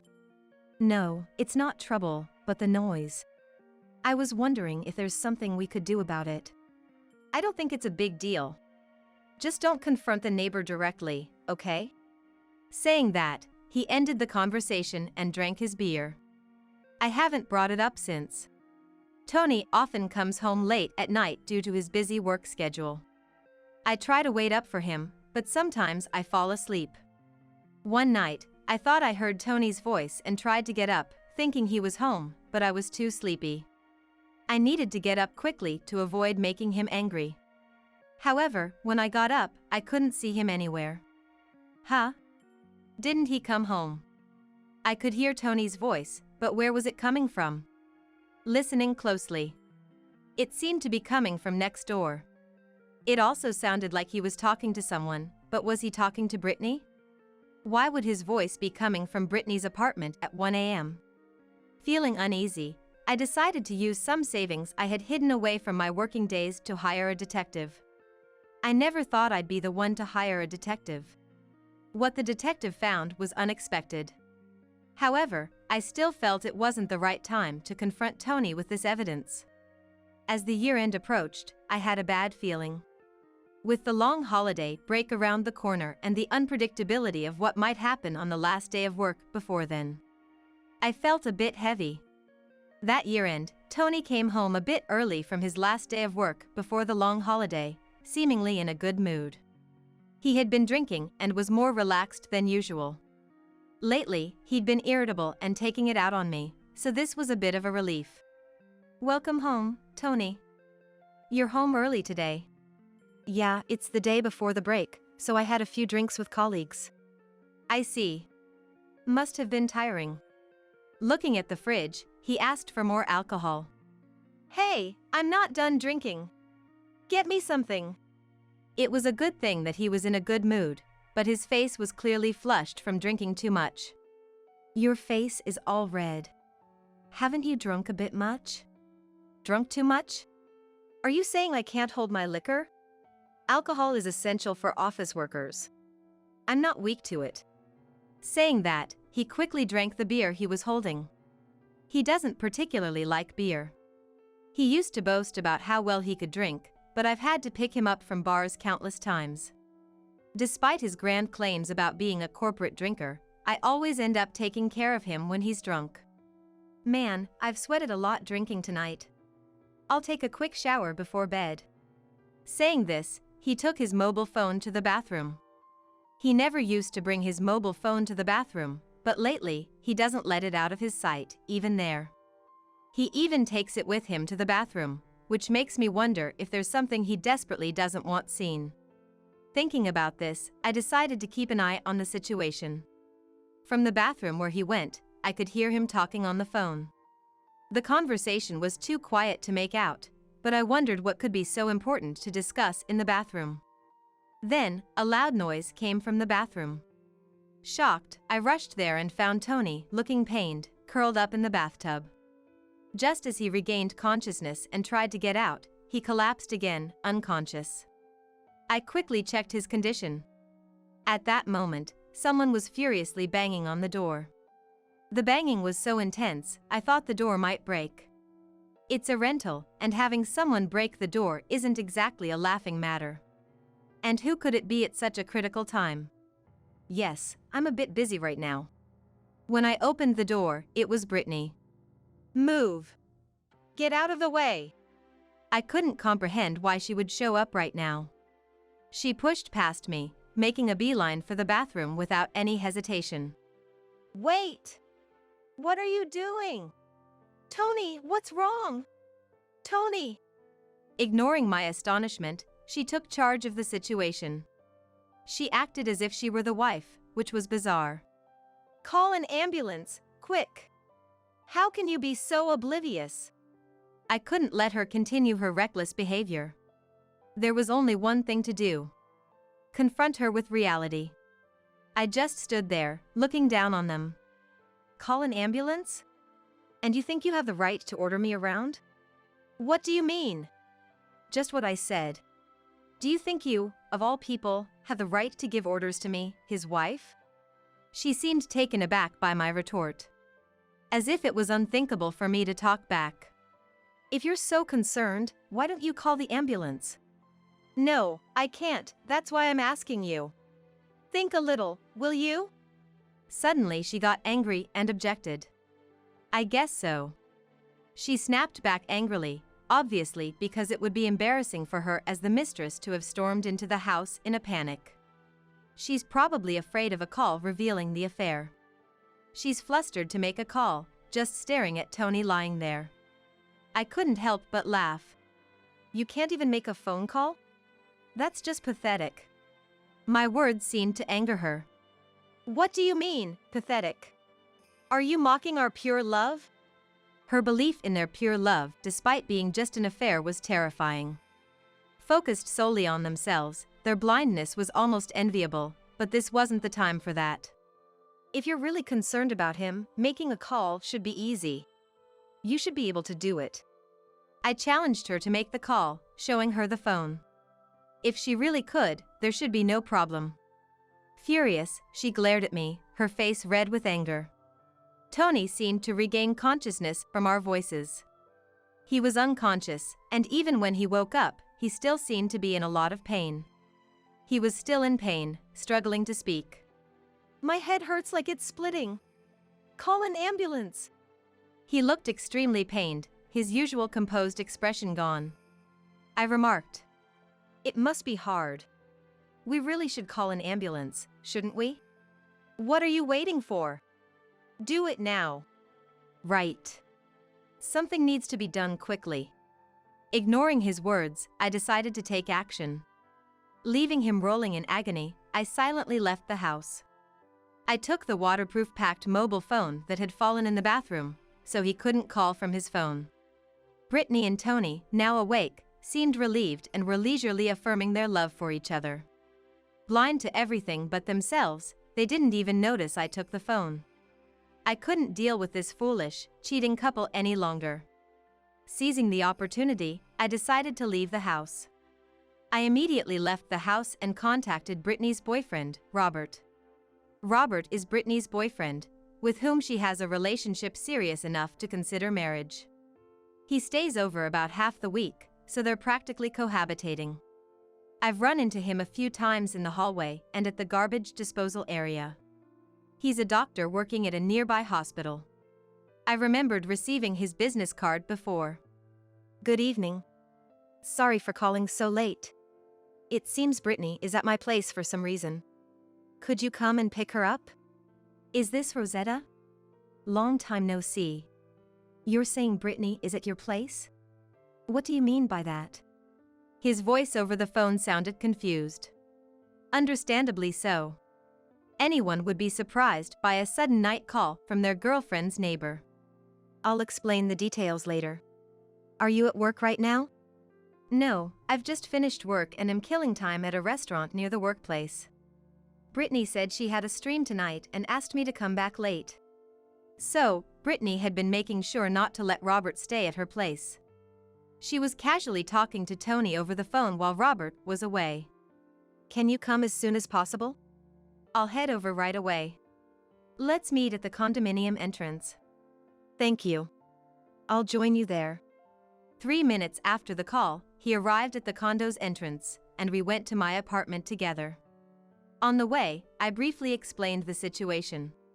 To put it bluntly, it seems Brittany and my husband Tony have been having an affair for many years. What? What do you mean? I found out through investigation. They met in a service store 13 years ago and have been involved ever since. Robert was visibly shocked by my words. 13 years? Since that long ago? Yes. She moved into the apartment next to ours by chance 2 years ago. No way. Then what am I? I thought we were going to get married. He was struggling to come to terms with the reality of being cheated on. It would be so understandable, considering his marriage plans. It seems to be for money. I suspected my husband's infidelity and hired a detective. The investigation results indicated that. That's unbelievable. Brittany rushed into our apartment when Tony collapsed in the bath. Apparently, they were talking on the phone even in the bathroom. He seemed deep in thought but then looked at me. That explains it. No wonder she never lets go of her phone. But you said Tony collapsed. Is he all right? He's fine, just drank too much. No danger to his life. After explaining briefly, I led him to my apartment. Entering quietly, they were still engrossed in their melodramatic scene. I'll fight against the world for you, Tony. Having such a beautiful woman love me, I'm blessed. This must be a trial from God to reach true love. In the 10 minutes it took me to leave, contact Robert. Within the short time, an epic story seemed to have unfolded. A tragic tale of lovers who can't swear eternal love to each other. I was surprised Tony could spout such cheesy lines. Glancing at Robert beside me, he looked indescribable. Seemingly shaking from the cringeworthy dialogue. Unable to bear it any longer, Robert dropped his bag, alerting them to our presence. What's going on here? Robert, why are you here? Strangely, both were naked, which was comical. Why? That should be my line. You told me not to come home early because of a stream. Was it for this? Normally mild-mannered Robert raised his voice, and Brittany seemed a bit taken aback. Well, that's because, the fans and antis are troublesome. I was worried about what would happen if they found out I have a boyfriend. Brittany looked evasive. I knew Robert only from brief exchanges in the apartment complex. He never seemed like someone who would raise his voice. Indeed, he listened calmly when I explained everything to him earlier, showing his ability to control his emotions. So, for Robert to react this strongly, she must have really crossed a line. Stop taking people for fools. To think you've been secretly having an affair with the neighbor for 13 years. She suddenly became defensive, her eyes darting around. I thought maybe I'd marry Robert. Is that bad? She tried to look innocent and appealing, but it only backfired with Robert.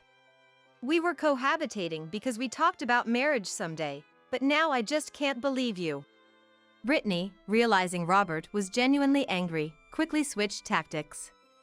No, this is a misunderstanding. I was just teaching him about streaming, like personal training for the digital age. Brittany seemed to think we knew nothing about influencers or video streaming, and was clearly trying to bluff her way through.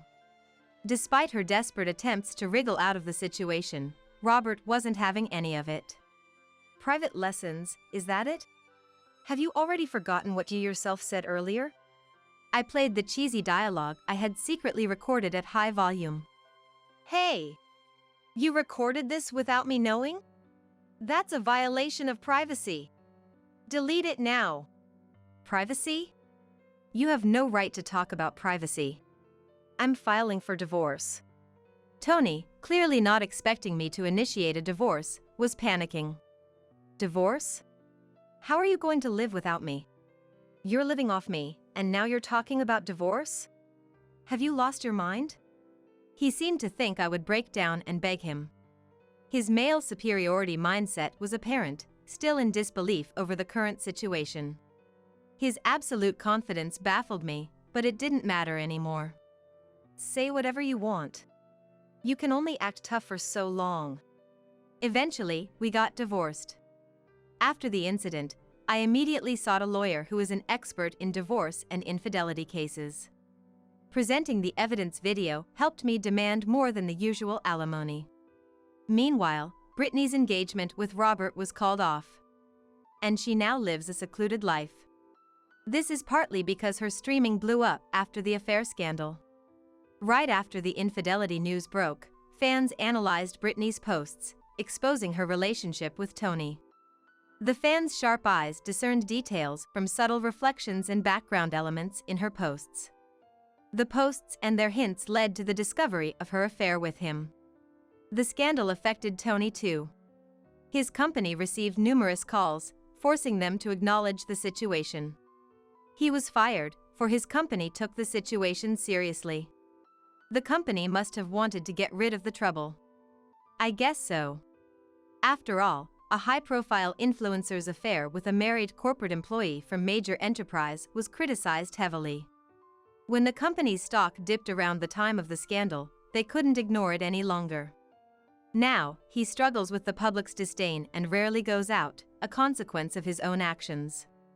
He's often the subject of online posts, making it risky for him to venture outside. I ran into Brittany once after the turmoil. She appeared as if waiting for me while I shopped at a grocery store near my workplace. How come you're living comfortably off a big settlement while I suffer? Isn't that unfair? Her audacity was typical. There's nothing unfair about it. It's all the result of your actions. I have nothing to say to you. And what's with your high and mighty attitude? Because of you, my engagement was broken off. She approached me, growing more agitated. I was so close to marrying a doctor. Just stop it, will you? You've been secretly having an affair while engaged, and yet you're playing the victim. I can't understand your logic. You should mind your behavior. What do you know? You're the one who's the talk of the internet now. If someone sees this, it'll end up online again. Realizing the risk, Brittany quickly covered herself with her hood and left in a hurry. Since separating from Tony, I've been enjoying my single life. Living at my own pace is wonderful. I've returned to my nursing job, surprisingly recalling much of my previous knowledge. Surprisingly, my body seems to remember, and I am able to do a certain amount of things. Though I once doubted my future, I now live a fulfilling life, forgetting Tony and Brittany as my form of revenge. Vivian's room looks different. Did you just realize that? Aren't you a bit slow? Or perhaps you're getting dementia. Please, don't be a nuisance to us. Rocky and his wife, Ava, laughed as they saw me standing frozen in front of my own room. These people are devils. They're trying to drive me out of the house. I had a bad feeling about this since I arrived, and it turned out to be true. Ava's words made Rocky laugh with a sneer as well. However, they seem to be under one misunderstanding. They think the mortgage on this house is already paid off. If so, I must use this to my advantage. The disdain they show me will only last for now. Are you really okay with this? Even if I'm gone? Of course. Did you think you were needed? Their laughter will only last for now. My name is Florence, 54 years old. I gave birth twice in my early 20s and have gone through a divorce. I raised 2 sons as a single mother. My eldest son's name is Rocky, 30 years old. He's married with children. My granddaughter is truly adorable. Her name is Vivian. She just turned 3 and will enter preschool next year. Since my younger son, Joseph, has also left, I've decided to live freely and went ahead to buy a house. I finished raising my children relatively early, so I've been working hard. That's why I had some savings. However, due to a long period of being poor, I've gotten into the habit of saving. My sons didn't seem to know I had money when I bought the house, and both were surprised. I won't be a bother to you too. I can take care of myself. To this, Rocky said to me, Mom, I have my own family now and can't take care of you. You need to act your age and not be a bother, okay? Are these the words of a son I struggled to raise? More than sadness, I felt irritation at this moment. I won't be a bother. After all, I'm still young. Young. Well, I won't get involved, just so you know. Yes. Probably, Rocky is preemptively saying he won't take care of me if I get dementia or become ill. I vowed to keep my body and mind healthy. I don't want to be taken care of by someone who says such things. Rocky has always had a not-so-great personality. Joseph is the silent type who doesn't say much. Harmless, but I've had my worries, and perhaps I paid too much attention to Joseph, making Rocky the type to cause trouble. It was cute when they were kids, but it's pathetic for an adult to keep saying unnecessary things. I wonder how he even got married. When he first said he wanted to marry someone, I almost cried. I was happy that someone would marry such a son. The first time Rocky brought home the woman who would become his wife. Nice to meet you. My name is Ava. Ava was already looking around the house before greeting. At that time, we were living in a small apartment. It was quite old but well maintained, and I thought it was fine, but Ava's impression was different. Really, just as you said, an old house. I couldn't believe my ears. To say such a thing when becoming part of the family was shocking. However, Rocky, without reprimanding her, just laughed. That's why I said, let's greet quickly and go back. Wait a minute. I've prepared a meal. No way. We can't eat in such a dirty place. We came here because you wanted to at least say hello. We're not staying for a meal. Saying this, they left. I cried eating the leftover meal alone. It felt so empty and frustrated. I couldn't understand how someone could behave like that towards me at the first meeting. I only felt anger towards Rocky for not stopping her behavior. After the wedding, Rocky and Ava completely disappeared. They must be enjoying their life, I thought. I didn't want to meet Ava after our first impression, so it was a relief. One day, I received a message that they had a child. This was truly a joy. My first grandchild. I went to the hospital immediately and was happy when I held her. It was only for a short time, but it was a happy moment. Grandchildren are special, as they say, and she truly was. Her name seems to be Vivian. Vivian. When I called her name, she seemed to react a little. I must live long enough to see Vivian grow up properly. I remember making that resolution in my heart. But it wasn't easy to get to see her. I should have been prepared for it, but the reality of not being allowed to see her was sad. Hearing that Ava's parents were meeting her made it even more shocking. Perhaps it's true that the parents on the woman's side are more likely to see their grandchildren. No, it's just that my relationship with my eldest son is particularly weak. But I wanted to see her at least once a year. With that slight hope, I made a call. Please don't come today because we're going out. Then, when can I see you? It's been a year already. You don't need to see her, right? Ava's mom is enough to be Vivian's grandmother. How can you say that? That was the first time I truly felt alone. Fortunately, I was working, so I could talk to my colleagues about it. Everyone sympathized, saying it was too harsh, and I felt rescued. One colleague advised me, now that I was alone, to forget about such a family and do things I had been holding back on. That might be a good idea. First, I wondered what to do and spent my days fretting alone at home. Then, I saw a feature on TV about someone who moved to a place rich in nature and started living a refreshed life. I decided that was it for me, switched to fully remote work, and bought a house in the suburbs. I informed my sons about it. Then, Ava showed interest and came over with Vivian. I was delighted with Vivian's unexpected visit. Changing my environment had immediately led to something good. This place would be good for Vivian's environment too. I felt a sense of discomfort as she said that while looking around the house. Since then, Ava started coming over frequently, asking me to look after Vivian. Florence, you're happy to see Vivian, aren't you? Yes, but isn't it too frequent? You were so eager to see Vivian. I'm fulfilling your wish, and now you're complaining? Rocky and Ava spoke as if leaving their child with me was for my sake. Babysitting a few times a week turned into every day. I had hoped to enjoy my alone time, but this made it impossible. I was getting sleep-deprived, balancing work and babysitting.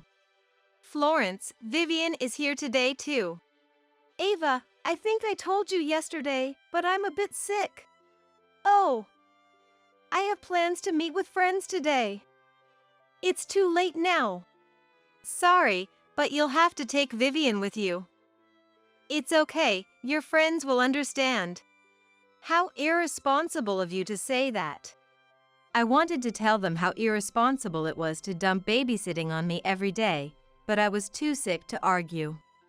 In the end, Ava left for her outing and didn't come back until 10 p.m. Vivian was at an age where she wouldn't listen to me. It was really tough. That day, they came to pick her up just before 10 a.m. Taking advantage of my silence, late-night pickups became frequent. Sometimes, they even left Vivian to stay overnight. Please, Rocky, talk to Ava. Huh? No way. After all, you seemed happy about it. I can't handle babysitting every day. I have work, you know? How selfish. You asked for this. When did I ever wish for daily babysitting? It's a mystery. After that conversation, an incident occurred. Suddenly one morning, a moving company brought a ton of stuff. What's going on? I didn't hear anything about moving. We were worried about you and thought about living together with Vivian, so we decided to move. Rocky's family had decided to move in. And what audacity in their words. I firmly refused to live together, but I didn't want to trouble the movers, so we agreed to talk after the move. It's impossible for 4 people to live here. It's fine. It's spacious enough. Besides, I like it here. Ava sat back on the sofa as if it was her own house and said that to me. Vivian was caught between me and Ava, looking at us. So, I couldn't say anything more. I had dreamt of a free-spirited life alone, but now I was starting to live with Rocky's family. Despite being a housewife, Ava did no household chores.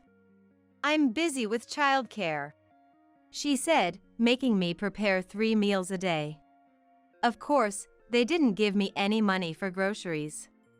If this continues, I'll just be doing whatever they say. Since being at home meant I'd be left with the babysitting duties, I started leaving the house early in the morning to go to work. Even though I had switched to remote work, I was commuting. Florence, weren't you supposed to be fully remote? Sorry, I'm just really busy right now. It was true that I was busy with work. I had been chosen to lead a new department that was being created. After a long day of overtime, coming home past 11 p.m., something seemed off about the room. I was too tired to think much of it and headed straight to my room. What? This is... Nothing of mine was left in my room, which was now overflowing with Vivian's things. Vivian was sleeping peacefully on the bed. It's turned into Vivian's room. Standing dumbfounded at the entrance, I heard laughter. Turning around, Ava and Rocky were standing side by side, smirking at me. I couldn't grasp the situation. Where are my things? We got rid of them. They had kept only the furniture and appliances they liked. Almost everything of mine was thrown away. Really? They hardly brought in any money. We tried selling them at a recycle shop, but were told they were in bad condition. It was embarrassing. The little money we got from it, we'll keep. That's when I realized. These two had been planning to drive me out of this house from the beginning. You're out early in the morning and come back late. You don't need a house, do you? You're trying to kick me out? Did you just realize? Aren't you a bit slow? Or perhaps you're getting dementia. Please, don't be a nuisance to us. This woman is a devil. How could someone do something so cruel? It's unimaginable. I gave up on staying and fighting with Ava and her cohort. So, I should take this as you're kicking me out? Yes. We'll be living here. Think of it as your last act of filial piety and leave. I hadn't received any filial piety. Why should I be the one to perform it? But I kept silent. Are you really okay with this? Even if I'm gone? Florence, did you think we needed you? The most you were useful for was babysitting. The next day, I left the house as if I was being driven out. I hesitated about going to Joseph's house, but considering his reserved nature and the possibility of him cohabiting with someone, it would be unfair to burden him. Reluctantly, I decided to stay in a business hotel near my workplace. That night, Ava and Rocky apparently celebrated driving me out. Florence, you're not thinking of doing anything strange, are you? Don't worry, she's thick-skinned. Alone in the business hotel, I pondered over my situation. The next day, I explained my circumstances to my company and took some time off. I was worried about causing trouble for my team, but my colleagues were very supportive, which comforted me. The house, can you transfer it into my name? Rocky called me with such a request right away. I was actually about to contact you about that. You're sure you want to transfer it? Don't make me say it over and over. We talked about this when you left, didn't we? Hurry up. Understood. I proceeded with the transfer as requested. A few days later, as expected, I received a call. Florence, what is this about? Are you talking about the loan? You tricked us. Let's meet and talk this over. Tricked them? They were the ones who drove me out. Knowing a confrontation was inevitable, I headed to Ava and Rocky's place. Vivian was left with Ava's parents. They were clearly ready for a fight. Florence, who is this person? A lawyer. I had brought a lawyer in case anything happened. Ava and Rocky were clearly surprised. Having a lawyer meant they couldn't manipulate the situation as they might have wanted. Their dismay was evident. A lawyer? Why would you bring someone like that? Because you might make up some false accusations. It's better for both of us to have a third party present. Don't bring outsiders into this. If that's your attitude, then there's no point in talking. I'm leaving. As I was about to leave, Ava nudged Rocky. Reluctantly, Rocky stopped me, and the discussion began with the lawyer present. We didn't know there was still a loan to pay. You drove me out, and now you're saying you didn't know. Why are you laughing? Ava stood up angrily. Rocky stopped her and pointed to a voice recorder on the table. Ava sat down again but glared at me the entire time. It was clear from her expression that she was furious. The monthly payment for this house's mortgage is $1,800. Good luck paying it together. $1,800. Mom, how do you have so much money? After you two became adults, I started working more, cut down on living expenses, and began investing. I never wanted my sons to feel poor just because they had a single mother. So, I endured personal hardships to ensure they didn't feel deprived, allowing them to do what they wanted within our means, even if we couldn't afford luxuries. That's why I honestly didn't have much savings. Then, a coworker advised me on the importance of saving for the future. Luckily, I was only 43 when I sent my sons off to college. I could work a lot. So, I started a side job, worked double, and increased my income. Once I had saved a bit, I invested it. After 10 years, I had accumulated a significant amount. After my sons were independent, I decided to use the money I earned for myself and boldly took out a mortgage to buy a house, only to have it taken from me. Now that I've already transferred the ownership, you two will be responsible for the remaining mortgage payments. Since you took it upon yourselves to take over, it's your responsibility. That's not logical. Ava's face turned red with rage. Then, the lawyer explained that I had no obligation to pay, and that disposing of someone's property could be a crime.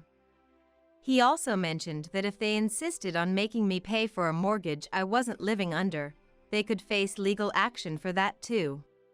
Rocky and Ava, not well versed in the law, started to panic.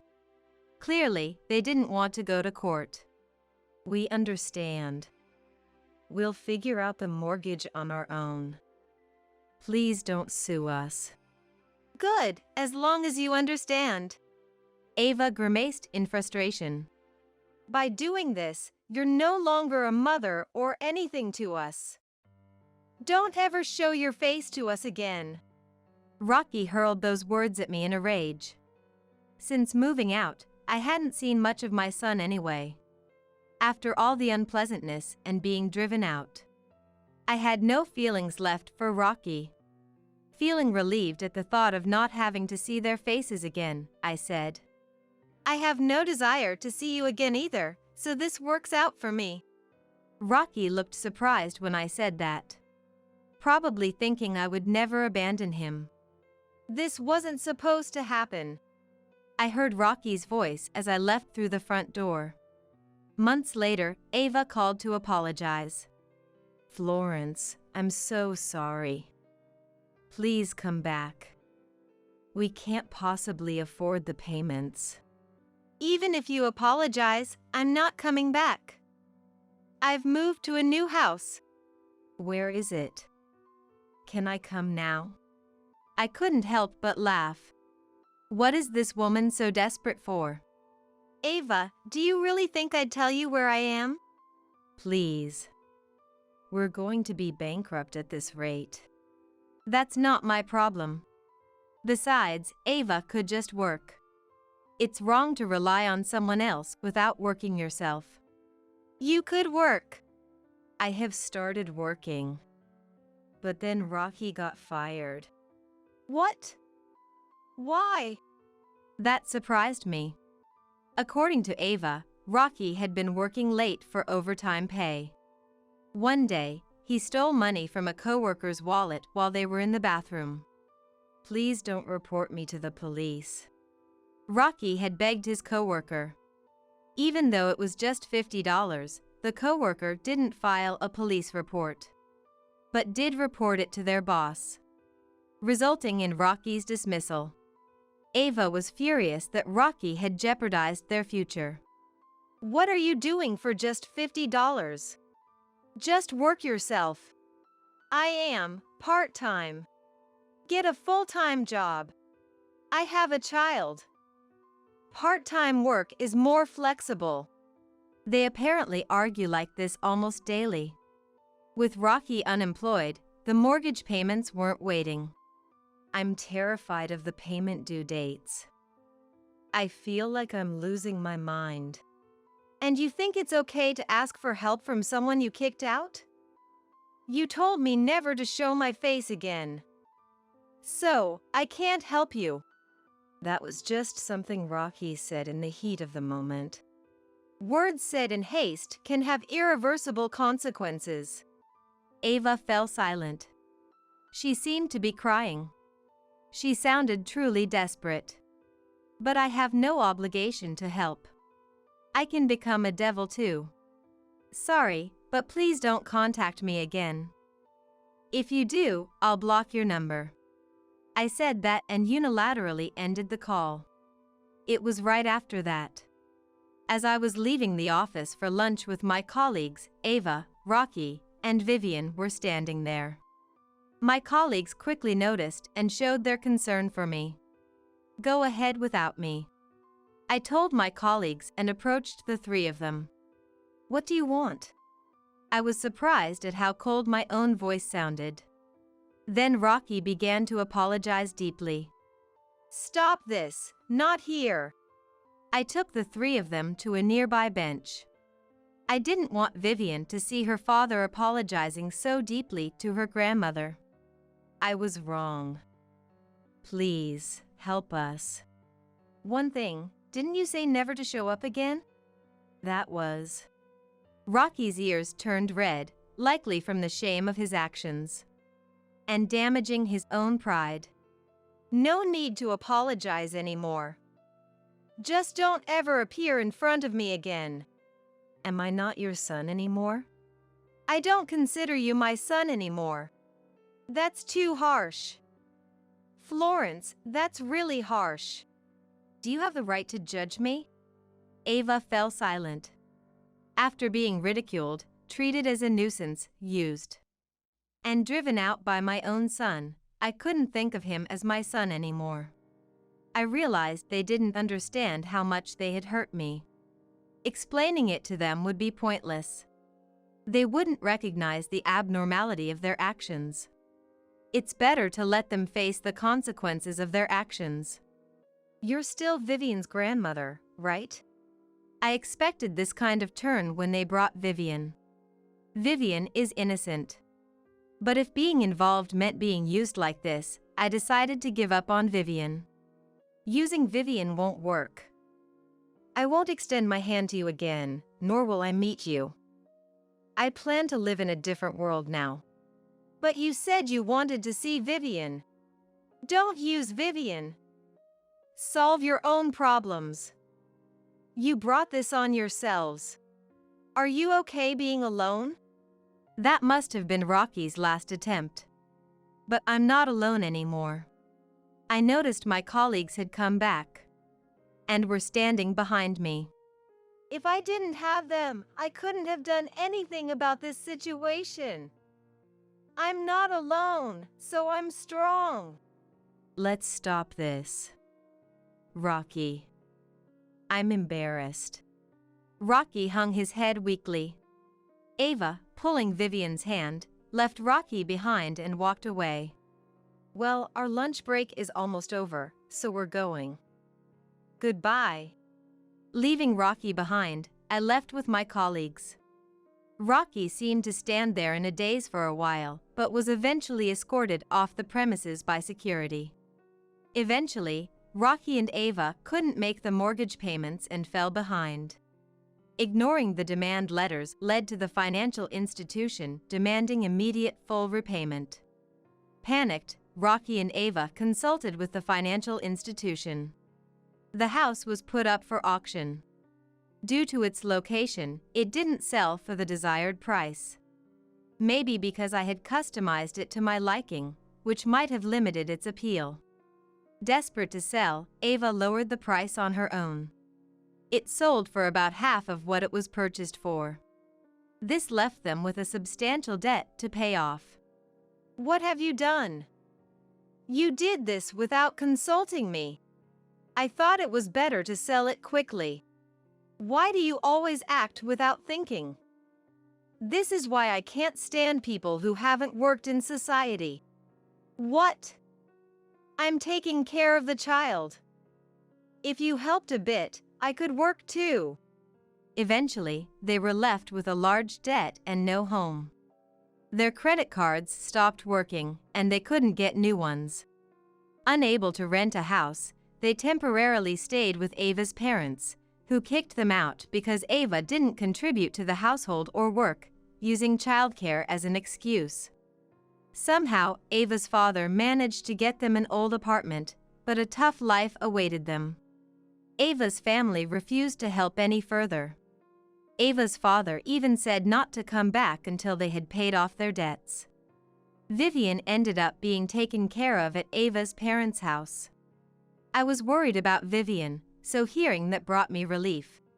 With Vivian gone and needing to work, Ava looked for jobs but couldn't find anything. So she ended up cleaning bathrooms at a shopping mall. There, she accidentally ran into a friend from her school days and was laughed at, leading to a humiliating experience. Ava came home crying, and Rocky's cold attitude only added to her stress. Rocky and Ava fought almost every day, often getting scolded by their neighbors because of the noise. Both of them actually wanted a divorce, but Rocky couldn't afford to lose his home, and Ava couldn't handle the debt repayment on her own. When they looked into divorce once, they found an article saying debts could be divided, which made them give up on the idea. Ava had no one to consult with, so she relied on internet articles. These messages were left on my mobile phone's voicemail. After they contacted me again, I decided to block their numbers. Rocky and Ava are still burdened with a huge debt, working every day for repayment. They must regret taking over my house, but it's too late for regrets now. As for me, after staying in a hotel for a few days, I received a call from Joseph out of the blue. He had moved and was calling to give me his new address. When I told him about what had happened for the first time, he was very upset that I hadn't consulted him and invited me to stay at his place. What surprised me was how spacious it was. I knew Joseph had started a business, but I wasn't aware of the details. The company had grown enough to afford a house without me realizing. Now, I'm enjoying my time living with Joseph. He's about to get married, so I'll have to move out. But he surprised me by gifting me a house next to his. He apologized for it being a small house. But I loved the design, it was exactly to my taste. I never knew you understood me so well. I was moved because I thought the reticent Joseph wasn't interested in me. A few days later, I met his fiancée, who was wonderful. She welcomed me living next door. They also welcomed me to live next door. Actually, it was her idea to build the house next to theirs. I'm looking forward to my new home and the new family next door. Even though I lost Rocky, experiencing Joseph's kindness has made me happy. My name is Monica. Whenever I see a beautiful woman of my age, I think to myself, I've got to work on my skincare, or maybe lose some weight. But, before I know it, I'm saying I'll start tomorrow every day, and now I'm 42. Lately, even using a toner feels like a chore, so my skin is protected by a natural oil veil of my own making. Hey Siri! Tell me how to fix my lazy nature and become like Anne Hathaway by just sleeping. Today, I want to share a story from back when I was still all about self-improvement. Please listen. It happened about 15 years ago. I had been married to my husband Andy for 2 years, but we were still very much in honeymoon mode. That's because Andy had to go on a business trip alone just 6 months into our marriage. He was selected as a temporary replacement because the person originally meant to go fell ill. I wanted to scream, "Don't disrupt our newlywed life." But being a junior employee, he couldn't disobey his superiors. I wanted to go with him, but we had just married and still had our condo lease. Breaking the lease for a short assignment and then having to find a new place seemed too much. After discussing it, we decided it would be more trouble to go together for such a short time. We can manage being apart. So, just 6 months into our marriage, we ended up living separately. Finally, after about half a year, Andy's solo trip ended, and we could live together again. Finally, we can spend time together. I was filled with the desire to enjoy our newlywed life. But it didn't quite go as planned. Originally, when Andy had to go on his business trip, my mother-in-law, Violet, got angry. Choosing to separate so early in your marriage, does Monica's love for Andy even exist? She started visiting our house frequently to check up on us. Let me make it clear, our separation right after the wedding was a mutual decision. We talked on the phone every night and met every 2 weeks. Our love hadn't faded just because we were newlyweds living apart. But Violet believed that a wife should always follow her husband. She thought a wife's fulfillment came from being by her husband's side and taking meticulous care of him. She had a bit of an old-fashioned view. It seemed more like Violet wanted to do these things rather than being asked by her husband. To me, she looked like a self-satisfied, overbearing wife. Because of this, during Andy's business trip, Monica is probably cheating on Andy by not going with him. Violet had such misunderstandings. Andy tried hard to clear up these misunderstandings, so our relationship on the surface was fine. But Violet seemed to have grown to dislike me for letting her son go on his own. Given this background, Violet frequently came to our house for what she called daughter-in-law's work check. In short, it was to see if I was properly managing the household and treating Andy right. I wasn't doing anything wrong, so she could look all she wanted. If that would earn her trust, then so be it. First, she would come over unannounced and immediately start inspecting the bathroom and shower, looking for any dirt. A single hair or eyelash out of place meant I failed. She would yell at me if there was even a slight water stain on the shower mirror. How can it be spotless every day when it's used daily? I wanted to shout, I work too, you know? But I had to endure. Then the fridge was checked. If it didn't have Andy's favorite foods, she'd get mad. Once, fearing Violet's surprise checks, I kept donuts, Andy's favorite, in stock daily. Andy was happy eating them, but he ended up gaining weight, resembling a donut himself. That couldn't be good. If I did everything Violet said, Andy might end up with lifestyle diseases. Realizing the danger, I stopped keeping sweets in the house. Hang in there, Andy, until you lose some weight. But when Violet noticed the donuts were gone, she labeled me as cruel for not letting a tired Andy eat his favorite foods. I understood why Andy said he lost weight when he lived alone. Only I could extend Andy's life. Furthermore, if Violet found leftovers from last night's dinner in the fridge, she got angry. If you can't even manage portion sizes, that's just basic. But we're a newlywed couple and not that wealthy. Andy and I, both working, talked it over. Let's cook meals in bulk to save on household chores. And Andy finally suggested that. With his unpredictable working hours, Andy could hardly participate in housework. I believed it was fine for whoever could do it to handle it, so I didn't mind. I was more worried about Andy overexerting himself and getting sick. But Andy proposed this idea. I don't want all the burden to fall on Monica. He said so. We explained all this to Violet, and when Andy spoke, she stayed silent. But when it was just the two of us, she started saying all sorts of things as if her emotions were exploding. Andy told me I could ignore Violet's words, and even said I didn't have to let her into our house. But I couldn't do that. Whenever Violet came over, she was always waiting at the entrance when I returned from my part-time job. Additionally, she seemed to have become friendly with the neighbors her age, so when I saw them chatting and smiling. Look, she's back. Monica, I was waiting for you. I just couldn't choose not to let Violet in. Moreover, Violet told the neighbors, I'm helping because my son's wife can't do any housework. So, from the outside world, our household looked like a kind mother-in-law and a clueless, incompetent daughter-in-law of the modern times. Violet seemed pleased with the situation. You're lucky to have a good mother-in-law like me to teach you things. Every time she pointed something out, she said that. Sorry, I don't think so at all. I'm a modern woman, I don't understand these things. I'd like to tell her that, but then I'd just be playing into Violet's hands. It would only add to the useless daughter-in-law stories she shared with the neighbors. But my patience was reaching its limit. I know you're newlyweds and new at a lot of things, but you're going to have to learn all this stuff so you don't get in trouble with Violet. A neighbor said to me, and I felt last night's curry boiling up in my stomach. The neighbors didn't know what went on inside our house, and I hadn't corrected Violet's narrative, so it was understandable. The truth was it wasn't my fault, but Violet's rules were too overbearing.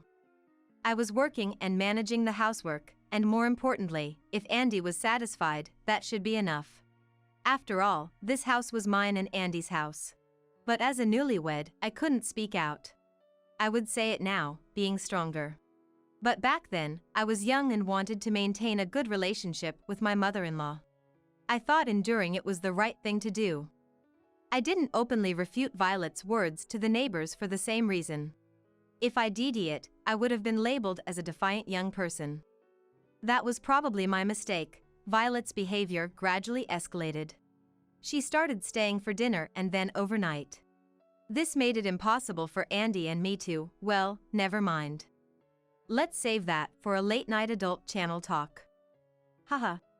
Well, for a newlywed couple, having her stay over was truly a nuisance. Even Andy complained that. Even though she's my family, I can't relax with my mom around. That's strange. He was subtly supporting me and trying to prevent friction between me and Violet, so he must be stressed too. I felt sorry for Andy, coming home tired. A few times, Andy said to Violet, "Dad will get lonely, go home." But she said, "It's okay, James told me to look after things.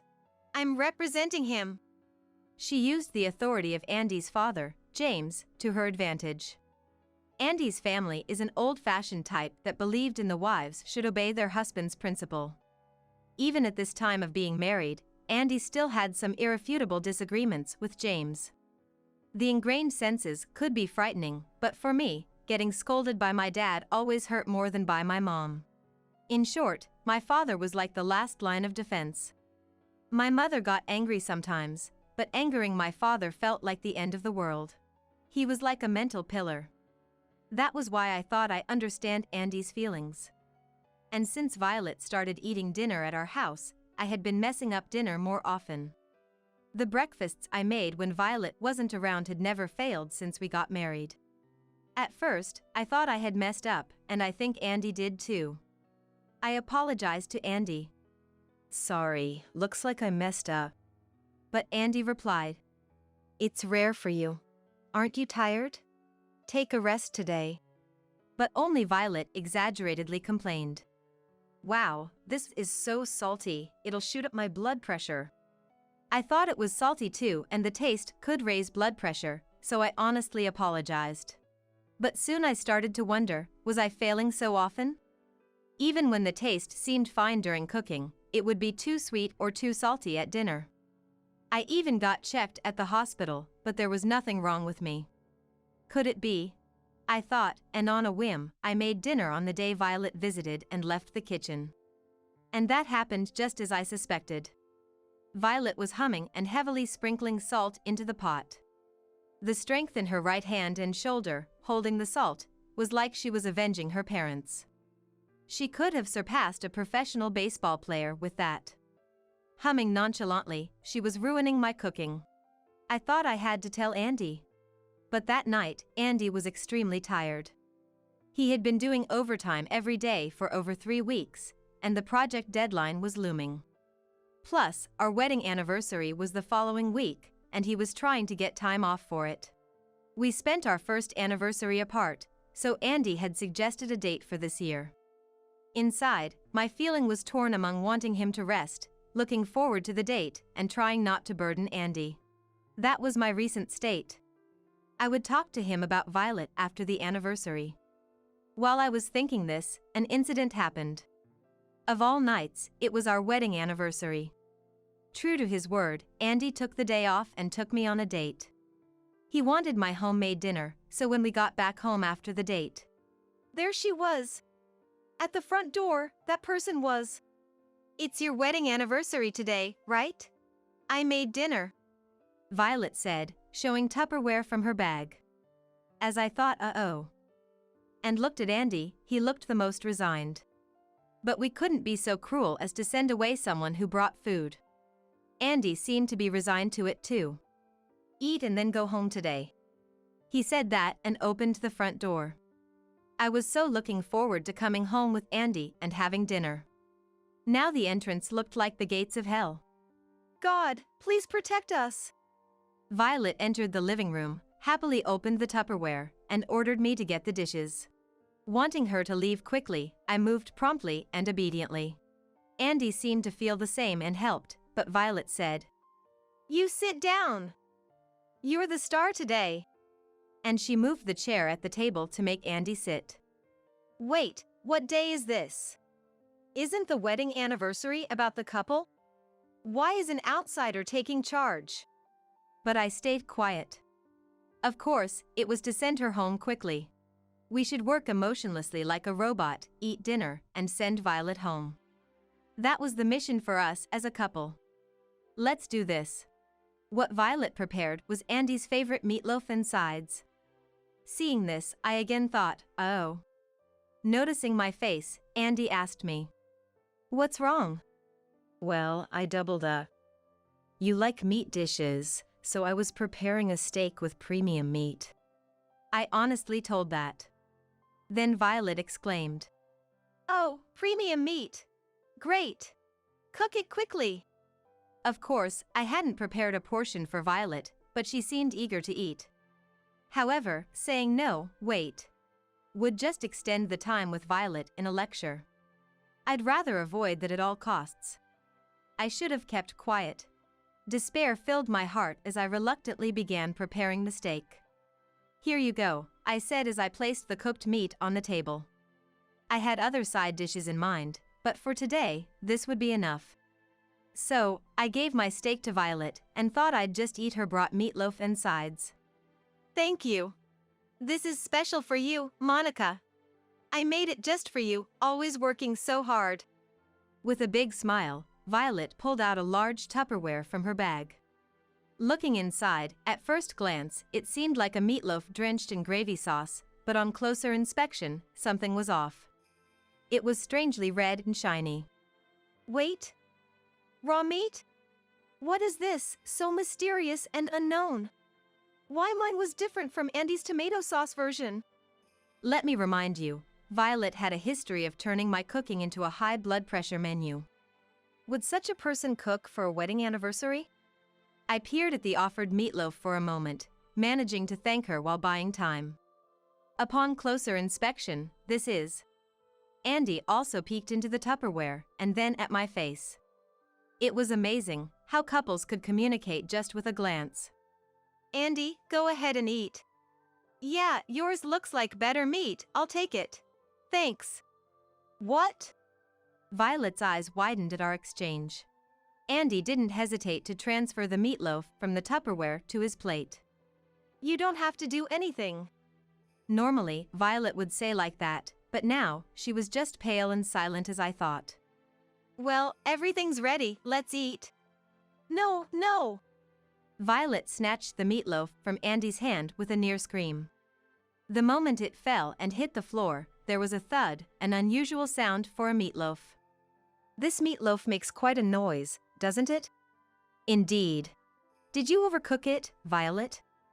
I asked with a sarcastic smile, while Andy just stared at Violet. She remained silent, eyes downcast at the meatloaf. Hey, Violet. Why is it okay for me to eat it, but not Andy? Come on, tell me. Hey, hey. I annoyingly hovered around the stunned Violet. My patience, already thin from her ruining our anniversary, had reached its limit. The thrill of retaliation was unexpectedly exhilarating. Andy doesn't like tomato sauce. I wanted to make something he likes for the anniversary. Eh? I like any meat, really. It's a waste, maybe it's still good, I'll eat this. No, you shouldn't eat something that's fallen. Violet panicked as Andy casually picked up the meatloaf, talking nonchalantly. Is it wrong for me to eat what I like? Right. It's a shame not to eat it though he says he will eat it. Oh, Violet, you can eat it, it's okay. A little bit won't hurt. Andy's smirk was barely containable, understanding everything from the sound meatloaf was dropped. I almost laughed, but managed to restrain myself. Maybe it's too big for you to eat? We have steaks. Should I cut it smaller? Wait here? Eh? Oh, I'll cut it then. Right, do that. As Violet flustered, Andy brought the cutting board and knife. Here goes. Let's it cut, but as expected, the meatloaf couldn't be cut. Oh my, this meatloaf is quite hard, isn't it? Maybe the gravy sauce is slimy? Maybe it'll work if it's washed. Great idea. This was a turning point for Violet, but I headed to the sink with the meatloaf. Wait. Stop. Please, Monica. I'll remake it. Remake it? How was she planning to do that? Could she really think we hadn't noticed? Both Andy and I had realized it from the moment it was in the Tupperware. Ignoring Violet's attempt to stop us, washing off the gravy sauce revealed a food sample meatloaf. This is clearly not meat, even without tasting it. Violet, do you make meatloaf out of wax? A family recipe? A secret ingredient? It's a bit too conspicuous, though. I waved the food sample meatloaf next to my face, taunting Violet. So I grew up on wax, huh? You're a wax figure. Stop it, that's creepy. Kidding. I know. Violet glared at us with a hateful look as we joked around. Violet, I understand you dislike me, but aren't you embarrassed by such an obviously childish setup? Shut up! It's your fault for not divorcing despite my coming over every day. So, I had no idea that she was hoping for a divorce. After all, both Andy and I, though annoyed by Violet, still loved each other. We never even considered divorce, so we didn't raid into Violet's intentions. We only thought about how to get her to leave quickly or how she was a nuisance. Now that I think about it, Violet's method to push for a divorce was incredibly inefficient. You could have just said so. I should have been clear too, like, Violet, you're annoying, stop adding salt to my cooking. Eh? Both Violet and Andy were surprised by this. The dinners were oddly sweet or salty, so I spied on Violet after cooking. And there she was, shaking salt like she was vanquishing something. Do you want to shorten your life that much? Violet turned bright red. She seemingly didn't expect that I had noticed. Sing that song again, please. You were humming, right? It was good. Violet glared at me with teary eyes as I egged her on. Humming or talking to oneself is most embarrassing when you know someone heard. Humming while ruining Monica's cooking. Andy glared at Violet. I can't believe it. I said, and then. Why would you go that far?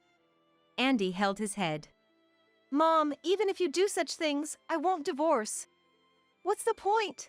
You want me to suffer through a divorce I don't want? Violet looked at him in surprise by a pure question from Andy. No. It's undeniable, right? It's only because Monica is patient. Otherwise, I might have been divorced. It was a fair point.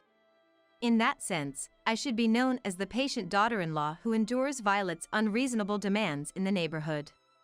Enough. It's an important day, so please leave.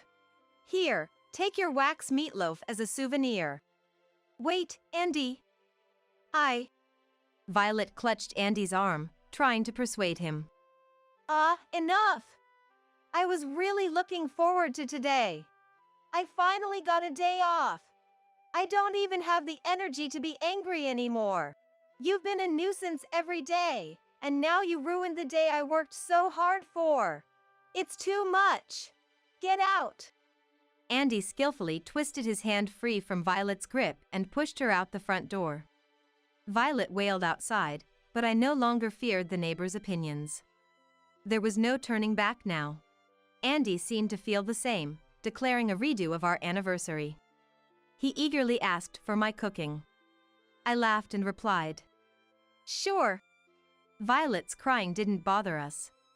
Afterwards, due to complaints from the neighbors about the noise, Andy contacted James, who came to pick up Violet. Surprisingly, upon seeing Violet, James slapped her cheek. I heard that James had always reprimanded Violet, saying she shouldn't visit us too often, that a couple needs their own time to be truly a couple. But she didn't listen, insisting we were happy with her visits. James kept quiet, thinking we were enjoying it, unaware of the trouble we were experiencing. After apologizing to us, James also explained the situation to the neighbors on our behalf. Thanks to that, word spread through the condo, and I was able to shed the reputation of being the clueless and incompetent daughter-in-law. I was grateful for James' intervention. My own words wouldn't have had the same effect. Thank you, James. And now, after being scolded by James, Violet stopped imposing on our home. But she harassed me whenever we went back home, thinking nobody was watching. However, James, suspecting something like this, caught her red-handed and averted any issues. Well, not for Violet. If you keep trying to make Andy and Monica divorce, you can't stay in this house. James said so and Violet was told to divorce. Thanks to that, we found peace, but I worried about elderly James living alone. So we decided to live with him. Initially, it was out of gratitude, but it turned out to be quite wonderful. He would pick up our son from kindergarten without being asked. And he cooked French cuisine, drawing on his experience as a former restaurant staff. It's embarrassing how well he takes care of us when we should be the ones helping him. Once again, thank you, James. For him, living in a lively home with small children at his age was something he never expected, and he's grateful for it. He's too good of a person, truly a father to be respected. It makes sense why Andy couldn't argue with him, and why his words were absolute in his home. He's always right. No wonder he's absolutely truthful. Even at our home, we obediently listen to what he says. Honestly, it's not like winning the lottery or a grand business success, not the happily ever after you hear in fairy tales. But with not only James, but 2 sons and a daughter, our days are lively, just as James said they would be.